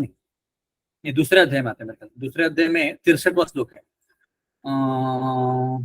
क्या है वो, क्रोधात् भवति सम्मोह सम्मोहात् प्रतिबद्धः स्मृति भ्रंशात् बुद्धिनाशो बुद्धिनाशात् प्रणश्यति। कोई चीज से हम 62वां श्लोक में 62 में उन्होंने बताया है कृष्ण भगवान ने कि कोई चीज से हम अगर आसक्त हो जाते हैं तो उसके लिए हमारे हृदय में आसक्ति जागरूक होती है और लगता है कि मेरा ही चीज है और मुझे चाहिए ही चाहिए। और जब वो नहीं मिलती है तो क्या होता है, क्रोधात् भवति सम्मोह सम्मोहात् प्रतिबद्धः स्मृति भ्रंशात् बुद्धिनाशो बुद्धिनाशात् प्रणश्यति। कोई भी चीज से अटैचमेंट होती है और वो चीज हमें नहीं मिलती है तो हम क्या करते हैं, क्रोध उत्पन्न करते हैं। और क्रोध होने से क्या होता है, बुद्धि नष्ट हो जाती है और स्मृति भ्रंश हो जाता है। तो वैसे ही यहाँ पे यदुओं का हुआ है। तो कोई बोल सकता है कि क्या ये यदु मतलब देवी देवता है, उनको ऐसे कैसे हो सकता है। तो ये सब सिखाने के लिए, हमें बहुत सारी सीख देने के लिए ये विदा हुई है। तो हम देखेंगे क्या सीख देना चाहते हैं। तो यहाँ पे बोला गया है दुरुक्तेर मर्म पश्पुषम। हाँ, तो क्या हुआ, दुरुक्तेर मतलब बहुत कठोर शब्दों से उन्होंने एक दूसरे को संबोधित किया और फिर एक दूसरे को मार दिया, है ना, ऐसे यहाँ पे बोला गया है। तो अभी यहाँ पे और एक प्रभुपाद लिखते हैं कि क्षत्रियों को कोई ओकेजन में कोई कोई सिचुएशन में ऐसे पेय पीने की क्या बोलते हैं परमिशन है। जैसे क्षत्रियों को लड़ाई करने की और जंगल में जाके प्राणियों को मारने की परमिशन है, वैसे ही उनको कभी कभी प्रभुपाद बोलते हैं क्षत्रियों को एक से ज्यादा पत्नियों के साथ शादी करने की परमिशन है, उनको ऐसे पे पीने की, कभी कभी पे पीने की परमिशन है, और हंटिंग करने की परमिशन है, क्योंकि वो क्षत्रिय नेचर के पैशनेट है। रजोगुण बहुत ज्यादा है, तो रजोगुण ज्यादा है तो उसको कहीं डोटेल करना पड़ेगा, राइट? मुझे पता नहीं हिंदी में क्या बोलते हैं डोटेल को, बट उस एनर्जी को कहीं यूज करना पड़ेगा, इसीलिए उनको ऐसे चीजें अलाउड है। आप बोलते थे कि प्रभु ऐसे कैसे क्षत्रियों को अलाउड है, बाकियों को अलाउड क्यों नहीं है? नहीं, ये वैदिक संस्कृति का जो वर्णाश्रम है उसके अनुसार उनको परमिशन दिया गया है। तो यहाँ पे प्रभुपाद बहुत बहुत सुंदर पर्पट में लिखते हैं, देखिए यहाँ पे क्या लिखते हैं, drinking is so harmful that even such a highly cultured family becomes affected by intoxication and can forget themselves in a drunken state. तो प्रभुपाद लिख रहे हैं कि यहाँ पे दारू पीने के दुष्परिणाम बता रहे हैं कि दारू पीना इतना खराब है कि इतने कल्चर्ड लोग हैं, कृष्ण के वंशज है, कोई साधारण व्यक्ति लोग नहीं, कृष्ण के वंशज, और दारू पीने से इतना उनको अफेक्ट हो रहा है। भले हम उसको दारू नहीं बोल सकते हैं, बट पेय पीने से उनके ऊपर इतना असर हुआ कि वो खुद को भूल गए और खुद को मार गए। तो यहाँ पे हम समझ सकते हैं कि हम हमारे जो 4 नियम है उसमें जो नशापान न करना इतना महत्वपूर्ण है। और हम देखते हैं कि इंडियन कल्चर में भी जो लोग इतना कॉमनली दारू पीते हैं, लड़कियां भी कॉमन दारू पीती। अभी रिसेंटली मुझे कुछ बता रहा था, अपने वक्त थे तो बता रहे थे कि ऑफिस में जो थे लड़कियां आजकल दारू और ड्रग्स बहुत आसानी से लेती, कोई भेदभाव नहीं है, बहुत आसानी से। जैसे कुछ साल पहले मैं चेन्नई गया था ऑफिस के काम के लिए, तो हमारे बहुत सारे बड़े बड़े लीडर्स थे, बहुत सालों पहली बात है, 5-6 साल पहले की बात। तो बहुत बड़ी मीटिंग चल रही थी, तो जो हमारा लीडर था तो बता रहा था कि देखो भाई, ये हमारा यूएस में बंदा है, हमारे लिए काम कर रहा है अकाउंट मैनेजर का, और वो कस्टमर के साथ डील करते हैं, बट वो बंदा दारू नहीं पीता, फिर बिजनेस कैसे करेगा? मतलब उनके लिए दारू पीना इतना कॉमन हो गया है, वो बोलते हैं कि दारू नहीं पिएगा तो बिजनेस कैसे करेगा, है ना? तो ये गति हो गई है इस भौतिक दुनिया की, कलयुग की, है ना? तो प्रभुपाद यहाँ पे बहुत कठोरता से बोलते हैं कि नहीं, दारू पीना मतलब बहुत बहुत बहुत घातक है अपने संस्कृति के लिए। ऐसे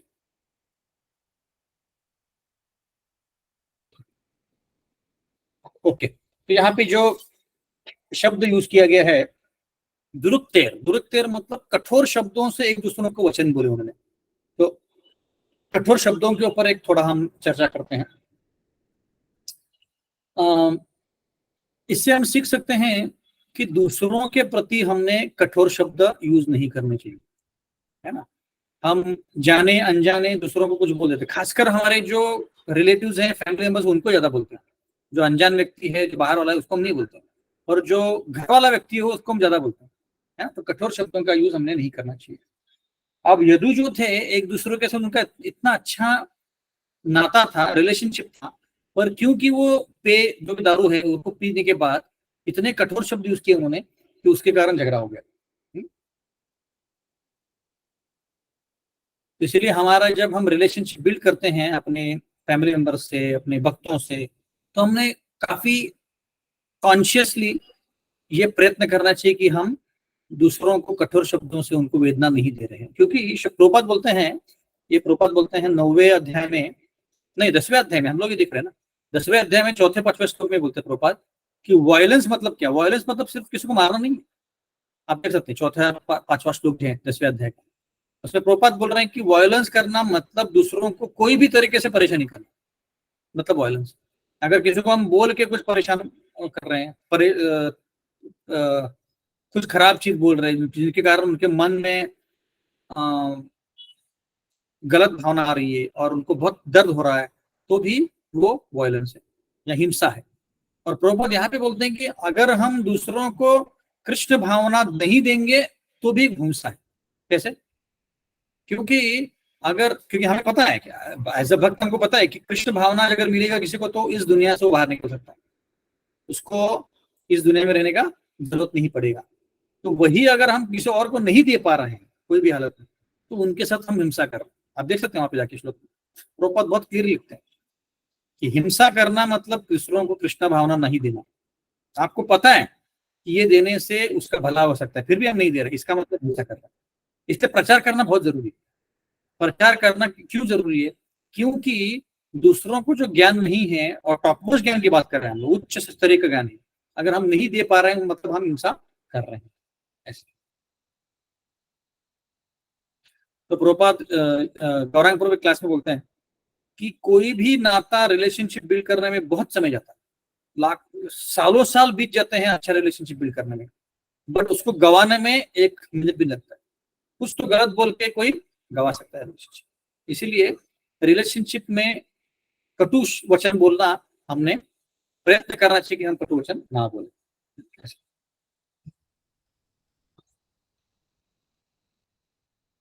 तो यहाँ पे गौरंग प्रभु ये भी बोलते हैं कि या इस पर्टिकुलर लीला में हम देख सकते हैं कि जो कोई भी लीला होती है भगवान कृष्ण की और उनके भक्तों की, वो 3 अलग अलग स्तरों पे हम उसको समझ सकते हैं। कौन से स्तर हैं? आदि दैविक, आदि भौतिक और आध्यात्मिक। ये 3 स्तरों पे उनको समझ सकते हैं। आदि दैविक मतलब क्या कि ये जो लीलाएं हैं, अभी ये जो लीला हुई, यदुवंशी की लीला हुई, तो ये भगवान की लीला है, भगवान की और उनके पार्षदों की लीला है ना। तो ये एक चीज है, इसको बोलते हैं आदि दैविक। दूसरा गौरांग प्रभु बोलते हैं, दूसरा होता है कि उस लीला से समाज के लिए हम क्या लेसन दे रहे हैं, ज्ञान दे रहे हैं, ये दूसरा होता है, उसको बोलते हैं आदि भौतिक। और आध्यात्मिक मतलब हम एज ए इंडिविजुअल, हमारे लिए उसको उसमें क्या लेसन मिल रहा है, क्या ज्ञान मिल रहा है। हाँ, तो इस पर्टिकुलर लीला में देखते हैं कि ये तीनों कैसे अप्लाई होता है। तो आदि दैविक मतलब क्या कि भगवान नहीं चाहते थे कि ये यदुवंश यहाँ पे रह के, भौतिक दुनिया में रह के कोई भी कष्ट उनको भुगतना पड़े, इसीलिए वो उनको जल्दी से जल्दी गोलोक या वैकुंठ या स्वर्गलोक जहां से भी आए थे वहां पे उनको भेजना चाहते थे। ये भगवान की लीला है, इसको बोलते हैं आदि दैविक। आदि भौतिक क्या? तो सोसाइटी के लिए क्या है, इस लीला से हम समझ सकते हैं। सोसाइटी के लिए हम समझ सकते हैं कि दारू पीना अच्छी चीज नहीं है, दारू पीने से सोसाइटी पे असर होता है, गलत असर होता है। ये दूसरा लेसन है आदि भौतिक। और तीसरा है आध्यात्मिक।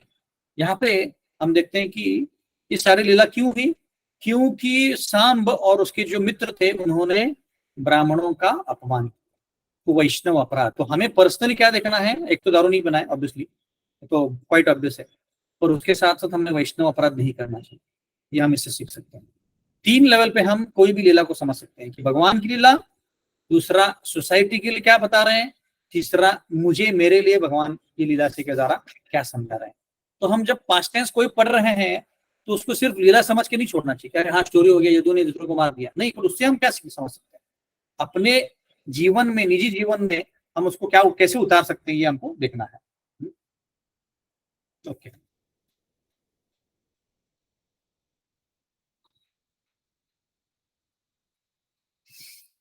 ठीक है। तो अभी शायद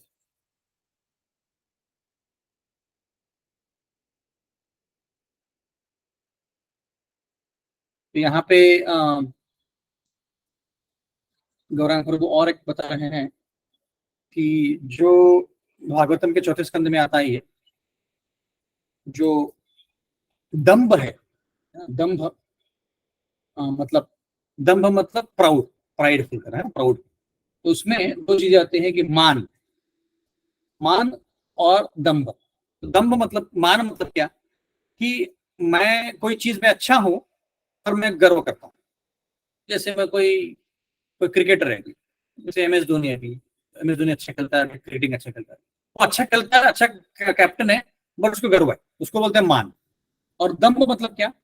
दंभ मतलब कोई गुण नहीं खुद में, पर फिर भी खुद को गर्वित समझता है, तो उसको बोलते हैं दंभ, है ना। तो ये 4थे स्कंद में आता है, 4थे स्कंद में 8वें अध्याय के 3रे श्लोक में आता है।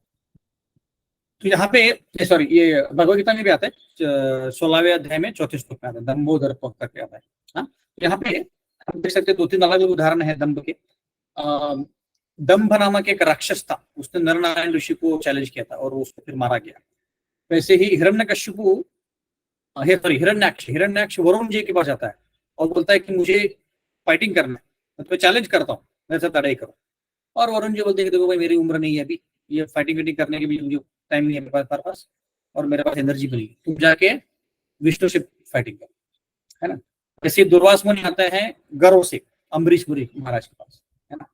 और दक्ष प्रजापति शिवजी से दम्भ के कारण क्या बोलते हैं कि मुझे आपने सम्मान देना चाहिए, आप उठे ही नहीं हो, सब लोग उठ गए, ब्रह्मा जी तो बैठे हैं, फिर ठीक है मेरे पिताजी, पर आप क्यों नहीं उठे, ऐसे उन्होंने गुस्सा किया। तो ये दंभ और मान जो चीज है बहुत बुरी चीज है। हम जब भी किसी सम्मान चाहते हैं किसी से और वो नहीं मिलता है तो हम फिर क्रोधित होते हैं और फिर हम कठोर वचनों का यूज करते हैं। तो इसलिए जो हमारा शिक्षाष्टकम में जो हमारा श्लोक है, मान न मान देना कीर्तनी सदा हरि, हमको मान की अपेक्षा नहीं करनी चाहिए, हमको उल्टा दूसरों को मान देना है। बहुत मुश्किल है, इतना आसान नहीं है, क्योंकि हमको सोसाइटी में बचपन से ही ये हमारे दिमाग में डाला गया है कि नहीं तुम बड़े बन जाओ, फर्स्ट आओ स्कूल में, फर्स्ट आओ कॉलेज में, और बड़े बन जाओ ताकि तुम्हें सम्मान मिले। ये पहले से ही हमको दिया गया है, तो इसको तोड़ना इतना आसान नहीं है। पर फिर भी हमें भक्त बनने के लिए वो करना पड़ेगा कि हमें सम्मान नहीं चाहिए, हमें नम्रता लानी है खुद को। और अगर ऐसा लग रहा है कि नहीं प्रभु जी ये भी सम्मान चाहने की इच्छा जा ही नहीं रही, क्या करूँ, है ना, या गर्व जा ही नहीं रहा है, कोई भी चीज में लगता है कि मैं बहुत अच्छा हूँ, तो हमें सोचना चाहिए कि भाई भक्ति में आने के पहले मैं कैसा था, और बाकियों के कंपेयर ऐसे लोगों को हमने देखना चाहिए कि जो भक्ति में इतने आगे बढ़ चुके हैं, है ना, जो 192 माला करते हैं। जैसे आज सुबह में गया था वॉइस सेंटर में गया था, तो वहां पे जब भक्तों ने बताया तो मुझे शर्म आई। तो बोला कि प्रभु जी हमने कल 108 माला की, किसी ने बोला मैंने 64 माला की, तो मैंने बोला मैंने कुछ किया ही नहीं, मैं तो ऑफिस का काम करता रहा। कितनी शर्मनाक बात है। तो ऐसे भक्तों का जब सुनते हैं तो हमें फिर लगता है कि मैं कुछ भी नहीं हूँ, मैं तो नालायक हूँ, है ना। तो ऐसे डेवलप करना है हमें नम्रता, कि हमें कुछ भी नहीं आता है, तब जाके ये दंभ और मान छूटेगा, और फिर हमें बाकी के भी जो अनर्थ है वो भी छूट जाएंगे। ठीक है, 8:30 बज गए हैं, मैं आपको ज्यादा लेट नहीं करना चाहता हूँ, तो 5 मिनट हम स्पेंड कर सकते हैं। अगर कोई प्रश्न है और या कोई किसी को कमेंट करना है इसके ऊपर, तो हमने पहला श्लोक खत्म किया चौथे अध्याय का, दूसरे श्लोक से हम अगले से चालू करते हैं अगले। तो अगला जो मीटिंग रहेगा अपना एनवीसीसी में रहेगा, अभी हम प्लान कर लेते हैं डेट, ताकि आप लोग ब्लॉक कर सको। तो ये सैटरडे छोड़ के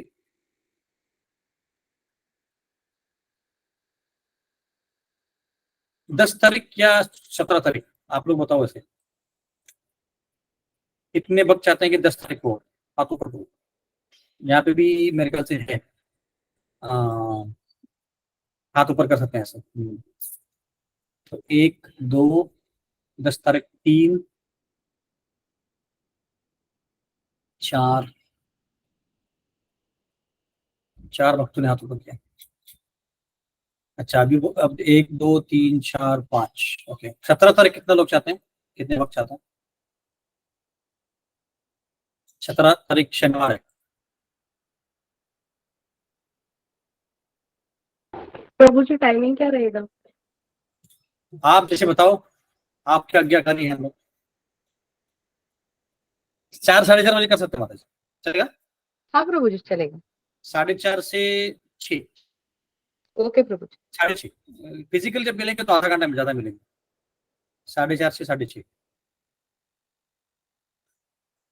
तो कितने हाथ ऊपर हैं? 1 2 3 4 5। अच्छा 17 तारीख के लिए ज्यादा है, और कुछ लोगों ने हाथी ऊपर नहीं किया, बोला कि मीटिंग चाहिए नहीं पूरी। प्रभु हमें कुछ भी चलेगा, कोई भी चलेगा डेट, कोई भी डेट चलेगा। वेरी गुड, ठीक है। तो मोस्टली हम 17 जून को करते हैं फिर, क्योंकि हफ्ते का ब्रेक देकर, ठीक है। प्रभु जी एक प्रश्न था मेरा। हाँ। अभी जितने भक्त मतलब जितने डिवोटीज प्रभु जी है वो गोस्वामी के बारे में कितना अच्छा बताते हैं, वो कहाँ हाँ। से सब इतनी इंफॉर्मेशन लेके आते हैं? क्योंकि हमने सब जगह पे ढूंढा, मुझे तो नहीं मिला कहीं भी। और मुझे किसी ने बोला कि चैतन्य चरितमृत से भी लेते हैं ऐसे, तो हमने तो अभी तक वो बुक देखा भी नहीं है। मैंने लास्ट मीटिंग में प्रपोज किया था, पर किसी ने कुछ उत्साह दिखाया नहीं, कोई भी आया नहीं मेरे को, प्रभु जी कब चालू कर रहे हैं। फिर मैंने बोला ठीक है प्रभु जी यही नहीं हो रहा है, क्लासेस रीडिंग नहीं हो रही है अच्छे से। क्या? अपने जो चल रहे हैं ना क्लासेस, उसके रीडिंग मतलब वही थोड़ा सा आगे पीछे हो रहा है, फिर और एक्स्ट्रा करेंगे पता नहीं होगा भी क्या नहीं, फिर ऐसे लग रहा है। अच्छा अच्छा, वही सब लोग बिजी हो गए हैं। तो बताइए, मतलब अगर करना है तो कर सकते हैं।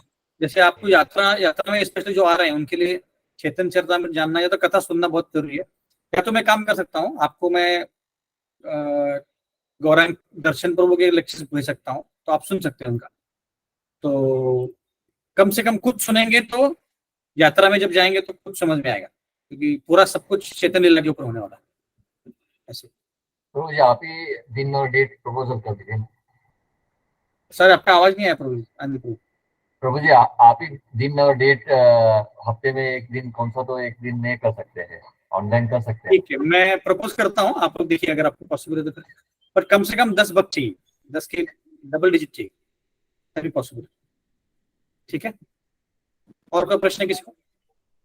यस प्रभु, आवाज आ रही है मेरी? यस माता जी। यस प्रभु, वो क्वेश्चन था एक, जहाँ पे आपने बोला था कि you know we all have to try to be pure devotee. तो जैसे स्टार्टिंग में तो टाइम नहीं मिलता था, बिकॉज बहुत सारी दूसरी गंदी आदतें थी, जैसे टीवी देखना, न्यूज़पेपर पढ़ना।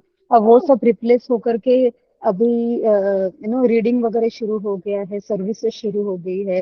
फिर भी जो ऑफिस टाइम होता है यू नो, उसमें ऐसे लगता है कि यार चलो 2 मीटिंग्स के बीच में थोड़ा सा टाइम है तो इसमें पढ़ लेते हैं। तो अभी वो that is a time which is going on कि बीच में जब भी टाइम मिलता है तो उसमें थोड़ा पढ़ लेते हैं, या फिर अगर सुबह की माला बज गई है तो वो कर लेते हैं।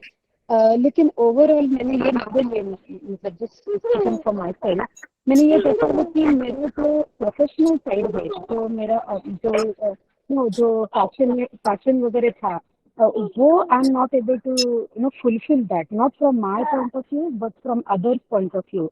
तो मुझे ऐसा लगता है कि यार I am not contributing enough. तो ऐसा लगता है कि यार मेरा इंटेंशन तो प्योर डिवोटी बनने का है। मुझे नहीं कंट्रीब्यूट करना है तुम्हारी बिजनेस में, मुझे बस यू नो महीने की सैलरी चाहिए, और फिर जितना काम करना है, जितना सैलरी मिल रही है उतना ही करूंगी। I don't want to do more than that, and I just want to do my own spiritual journey. तो क्या ये सबके साथ होता है, या फिर is there am I doing something wrong where I'm not able to keep up with my professional, or maybe I'm expecting too much from myself in both the ways? Correct. Actually क्या होता है कि जब हम भक्ति में आते हैं, और स्पेशली इनिशियल स्टेज में इतना नहीं होता है, क्योंकि इनिशियल स्टेज में सब नया नया होता है, और यू नो हम थोड़ा भी करते हैं तो बहुत बहुत कर रहे हैं ऐसा लगता है। तो जब 2-3 साल बीत जाते हैं तो उसमें क्या होता है कि माया भी एक तरह से खींचती है और भक्त लोग भी एक तरह से खींचते हैं। भक्त लोग भी बोलते हैं कि ज्यादा माला करो, ज्यादा रीडिंग करो, ज्यादा प्रोग्राम अटेंड करो, और फिर माया भी उधर से खींच रही है। क्योंकि माया क्या बोल रही है कि माया बोल रही है कि तुमने देखो जॉब में तुमको इतना अच्छा फेम मिलता है, इतना अच्छा सम्मान मिलता है, और तुम्हें और करना चाहिए, और करोगे तो और सैलरी मिलेगा, नया पोस्ट मिलेगा। तो ये दोनों साइड से खींचाता नहीं होता, तो ये बैलेंस करना बहुत जरूरी है। तो बैलेंस करना मतलब कैसे करना? बैलेंस करना मतलब, तो मैंने एक सीखा है अभी पिछले 10-12 साल में, कि आपको अगर स्पिरिचुअलिटी में फोकस करना है तो आपके टाइम टेबल को सेट करना बहुत जरूरी है। टाइम टेबल को सेट करना मतलब क्या कि सुबह जल्दी उठना, और अगर लेट्स से आपका ऑफिस 9 बजे चालू हो रहा है, आपके भी यूके में जल्दी हो सकता है, बट लेट्स से इंडिया में जनरली 9 के बाद चालू होता है, तो 9-9:30 के पहले आपका चैंटिंग, हियरिंग और रीडिंग, और बेसिकली हमारे पास 5 घंटे मिलते हैं सुबह, अगर 4 बजे उठेंगे तो 4-4.5 घंटे, तो उसको पूरी तरह से यूटिलाइज करना इज द बेस्ट। क्योंकि एक बार आपने ऑफिस चालू कर दिया, 9 बजे से 9:30 बजे ऑफिस चालू कर दिया, उसके बाद स्पिरिचुअलिटी भूल जाओ, you will not get time. Specially मैंने अपना देखा है, राइट, जो प्रोफेशनल लाइफ में बिजी है तो उनके लिए टाइम नहीं मिल पाता। तो ये अगर हम रेजिम लगा पाए कि 4-4:30 बजे उठें, 9:30 तक 5 घंटा पूरी तरह से स्पिरिचुअलिटी में, उसमें चैंटिंग करें, उसमें अपना मॉर्निंग प्रोग्राम करें, मतलब जितना भी आरती वारती करना है, रीडिंग करें, हियरिंग करें, और अगर शाम को अगर टाइम मिल गया बोनस है, right, this is one thing. तो as a devotees we have to be very very good at managing time, right, हमारा टाइम अच्छे से मैनेज करते हैं। दूसरा चीज, ऑफिस हमेशा डिमांड करता है, हमेशा डिमांड करेगा। ऑफिस हमें आप 12 घंटे भी दोगे तो भी बोलेगा कि नहीं और तो उनका काम ही। माता जी को म्यूट कीजिए ना, उनकी आवाज से आपका आवाज ब्रेक हो रहा है। हाँ, म्यूट पे जाइए 2 मिनट। हाँ, आपकी बैकग्राउंड में आ रहा था। तो दूसरा चीज ये है कि आपको माया के लिए कितना भी टाइम दो कभी लगेगा। 12 घंटा भी ऑफिस में दो ना तो लोग बोलेंगे नहीं और 2 घंटा दे, राइट। तो इसीलिए उसका हमको we have to set a limit. जैसे मैंने देखा कि मेरा भी ऑफिस का बहुत हेक्टिक हो रहा था लास्ट 4-5 महीने में, और मेरा 7:30-8 बजे तक चल रहा था काम। तो मैंने क्या डिसाइड किया कि भाई देखो, अगर 7:30-8 बजे जा ही रहे ना, तो मैं शुरुआत करता था 9 बजे, और अभी मैं 10 बजे चालू कर रहा हूँ। और क्यों जल्दी चालू करूँ, 1 घंटे से क्या होने वाला है। तो ऐसे हमें बैलेंस करना पड़ेगा। जहां से स्पिरिचुअलिटी हैम्पर हो रही है, जिस पर अध्यात्म आपका हैम्पर हो रहा है, उसको देख के उसको वापस ब्रिंग इट इन शेप। मतलब सुबह के 5 घंटा दे दो तो बस आपको फिर टेंशन लेने की जरूरत नहीं दिन भर, और आपका चित्त भी अच्छे से रहेगा। तो ये उसका सीक्रेट है। इतना आसान नहीं है, मुझे पता है हर एक का अलग अलग प्रॉब्लम होता है। किसी को ट्रैवल करना पड़ता है, किसी को ज्यादा काम होता है, घर की ड्यूटी भी होती है। तो it is not very easy, but that is one formula we can look at. Balance करना सीखो। ऑफिस हम हमेशा आपसे ज्यादा मांगेगा। You are never going to find कि ऑफिस बोल के नहीं कोई बात नहीं, स्पिरिचुअलिटी करो, थोड़ा कम आप काम करो, नहीं होगा। क्योंकि वो लोग आपको सैलरी दे रहे हैं, लाखों लाखों सैलरी दे रहे हैं, अलग पाउंड में सैलरी दे रहे हैं, तो एक्सपेक्ट करेंगे, डेफिनेटली एक्सपेक्ट करेंगे कि आप ज्यादा काम करो। बट कम समय में कितना अच्छे से हम काम करके, और जितना चाहिए उतना ही काम कर सकते है ना। इतना हमको बैलेंस करना है। क्योंकि ऑफिस का जो चीज है, हमें अपने जीवन में कुछ काम नहीं आने वाला, only to keep our body and soul together. जितना पैसा चाहिए उतना होगा, तो हमें स्मार्टली उसके अराउंड काम करना पड़ेगा। ऐसा ठीक है माता जी? यस प्रभु, यस। तो मेरा मेनली ये था कि जब ऑफिस टाइम के बीच में जो हम करते हैं, whenever we get time in between 2 meetings for example, या फिर कभी कोई मीटिंग जल्दी खत्म हो गई तो हमें 15-20 मिनट्स मिलते हैं, उसमें जो वो टाइम होता है जो हम स्पेंड करते हैं, क्योंकि हम दिन रात वही सोचते रहते हैं ना कृष्ण के बारे में। स्पेशली जब हम कोई रिट्रीट से वापस आते हैं, जैसे अभी यहाँ पे समर चल रहा है तो हमारी बार बार रिट्रीट्स होती है, तो वहां से आने के बाद तो मेनली बहुत ज्यादा इम्पैक्ट होता है। तो हम लोग वही सोचते रहते हैं। और फिर मैं ये सोचती हूँ कि अगर मुझे, जैसे कि मेरा प्रोफेशन सोल्यूशन आर्किटेक्चर है, तो अगर मुझे अच्छी डिजाइन बनानी है तो actually I have to think about it. I cannot just sit in the office 9 to 5 and create a very good design. I won't be able to do that. I have to think about it. I have to really put my heart and soul into it. But I don't want to do that. वहाँ पे थोड़ा सा ये हो रहा है कि मैं यहाँ पे, तो इज इट दैट कि शायद मुझे रोल ही चेंज करना पड़ेगा? I have to go for नहीं, मतलब जैसे ऐसा कोई रोल आपको नहीं मिलेगा जिसमें आपको दिमाग यूज करना पड़ेगा। बिकॉज आईटी कंपनी में specially you have to use your दिमाग। So the point is, if you have to understand, आपको समझना है कि आप अगर अपने बॉस को खुश रख रहे हो, then Krishna is happy, because you are doing your duty, you are doing your karma, right. So there you cannot have compromise. वहां पे कॉम्प्रोमाइज नहीं कर सकते कि कुछ तो काम करके छोड़ देंगे। No, because that's real duty. और उसको देख के फिर इस्कॉन का नाम भी खराब हो सकता है, कह रहे ये तो भक्त कर सकते हैं। भाई may be they not know, but फिर भी we have to be very very careful कि जितना हम काम कर रहे हैं अच्छा कर रहे हैं और बॉस खुश हो रहा है। ऑब्वियसली बॉस 100% खुश कभी नहीं होता है, that is sure, but as much as possible, as much as we can do, right, उतना खुश रखना है उसको, एंड अपना ड्यूटी करना है, अच्छे से करना है, right. Duty do it in the time which is afforded. जो 9 घंटा दिए उतने में हम अच्छे से करके दे सके, उतना तो कम करना ही पड़ेगा। अब आपका ड्यूटी है डिजाइनर का, solution designer, you have to do it. You cannot say कि नहीं अरे इसमें तो बहुत दिमाग लगाना पड़ता है, मैं कुछ और करती हूँ। It is very difficult. ऐसा कोई काम मिलना ही मुश्किल है जिसमें दिमाग नहीं लगता। अगर दिमाग नहीं लगाएंगे तो इतना पगार सैलरी नहीं मिलेगा। तो you have to think of a way कि मैं अच्छे से टाइम स्पेंड कर सकूं, उतने में उतना डिजाइन में दे सकूं, that's all. But if you are thinking of work and you are doing work, it is not that you are not Krishna conscious, नहीं, क्योंकि यू आर टेलिंग यूर, आप अपने जो आपको सैलरी मिल रही है, या यू आर थिंकिंग कि मुझे सैलरी मिलेगी ताकि मैं अपने फैमिली को मेंटेन कर सकूं, so that we can make them Krishna conscious. तो ये जो थॉट प्रोसेस है यही कृष्णा कॉन्शियस है, नॉट दैट अभी जब अर्जुन फाइटिंग कर रहे तो ये हमेशा कृष्ण के बारे में नहीं सोच रहे थे। he was only fighting, but why was he doing it? He was doing it because Krishna ने उनको बोला था, कृष्ण ने बोला तो इसलिए वो कर रहे थे, हमेशा कृष्ण के बारे में नहीं सोच रहे थे। वैसे हम जब अपना काम कर रहे हैं, अगर बैक ऑफ द माइंड है कि मैं जॉब कर रहा हूँ क्योंकि मुझे पैसे चाहिए, क्यों पैसे चाहिए? क्योंकि मुझे कृष्ण कॉन्शियस फैमिली बनानी है, then it is Krishna conscious activity. Thank you ठीक है so much, Prabhu. Yes, this is very helpful. Thank you so much, sir. Hare Krishna. Hare Krishna. Any other question, कोई और प्रश्न है? हरे कृष्ण प्रभु जी, हाँ, हरे कृष्ण। माता आप बोलिए। सूर्यमा जी बोलिए।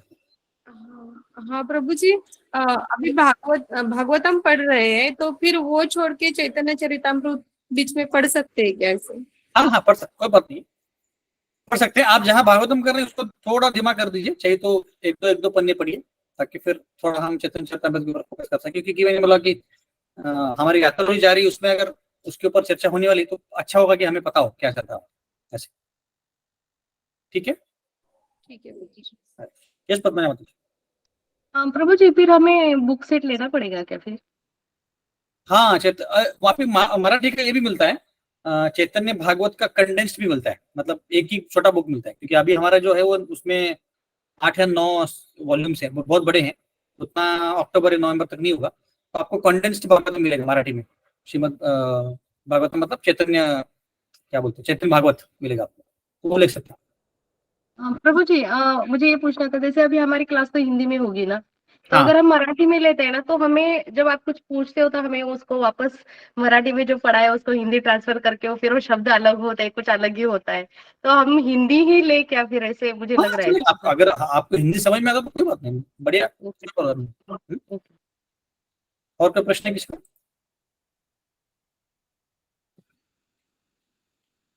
अगला मीटिंग हमारा फिजिकल रहेगा, तो ज्यादा से ज्यादा ट्राई कीजिए आने के लिए, क्योंकि अगर भक्तों का संग फिजिकली नहीं लेंगे तो फिर इतना इफेक्ट नहीं आएगा। तो प्लीज ट्राई कीजिए, ठीक है। हरे कृष्णा, बहुत बहुत धन्यवाद सभी का। हरे कृष्ण प्रभु। हरे कृष्ण प्रभु। हरे कृष्णा प्रभु जी। हरे कृष्णा। हरे कृष्ण प्रभु जी। Hare Krishna. प्रभु जी, दंडवत प्रणाम। हरे कृष्ण प्रभु जी, दंडवत प्रणाम। हरे कृष्ण प्रभु जी, दंडवत प्रणाम। हरे कृष्णा।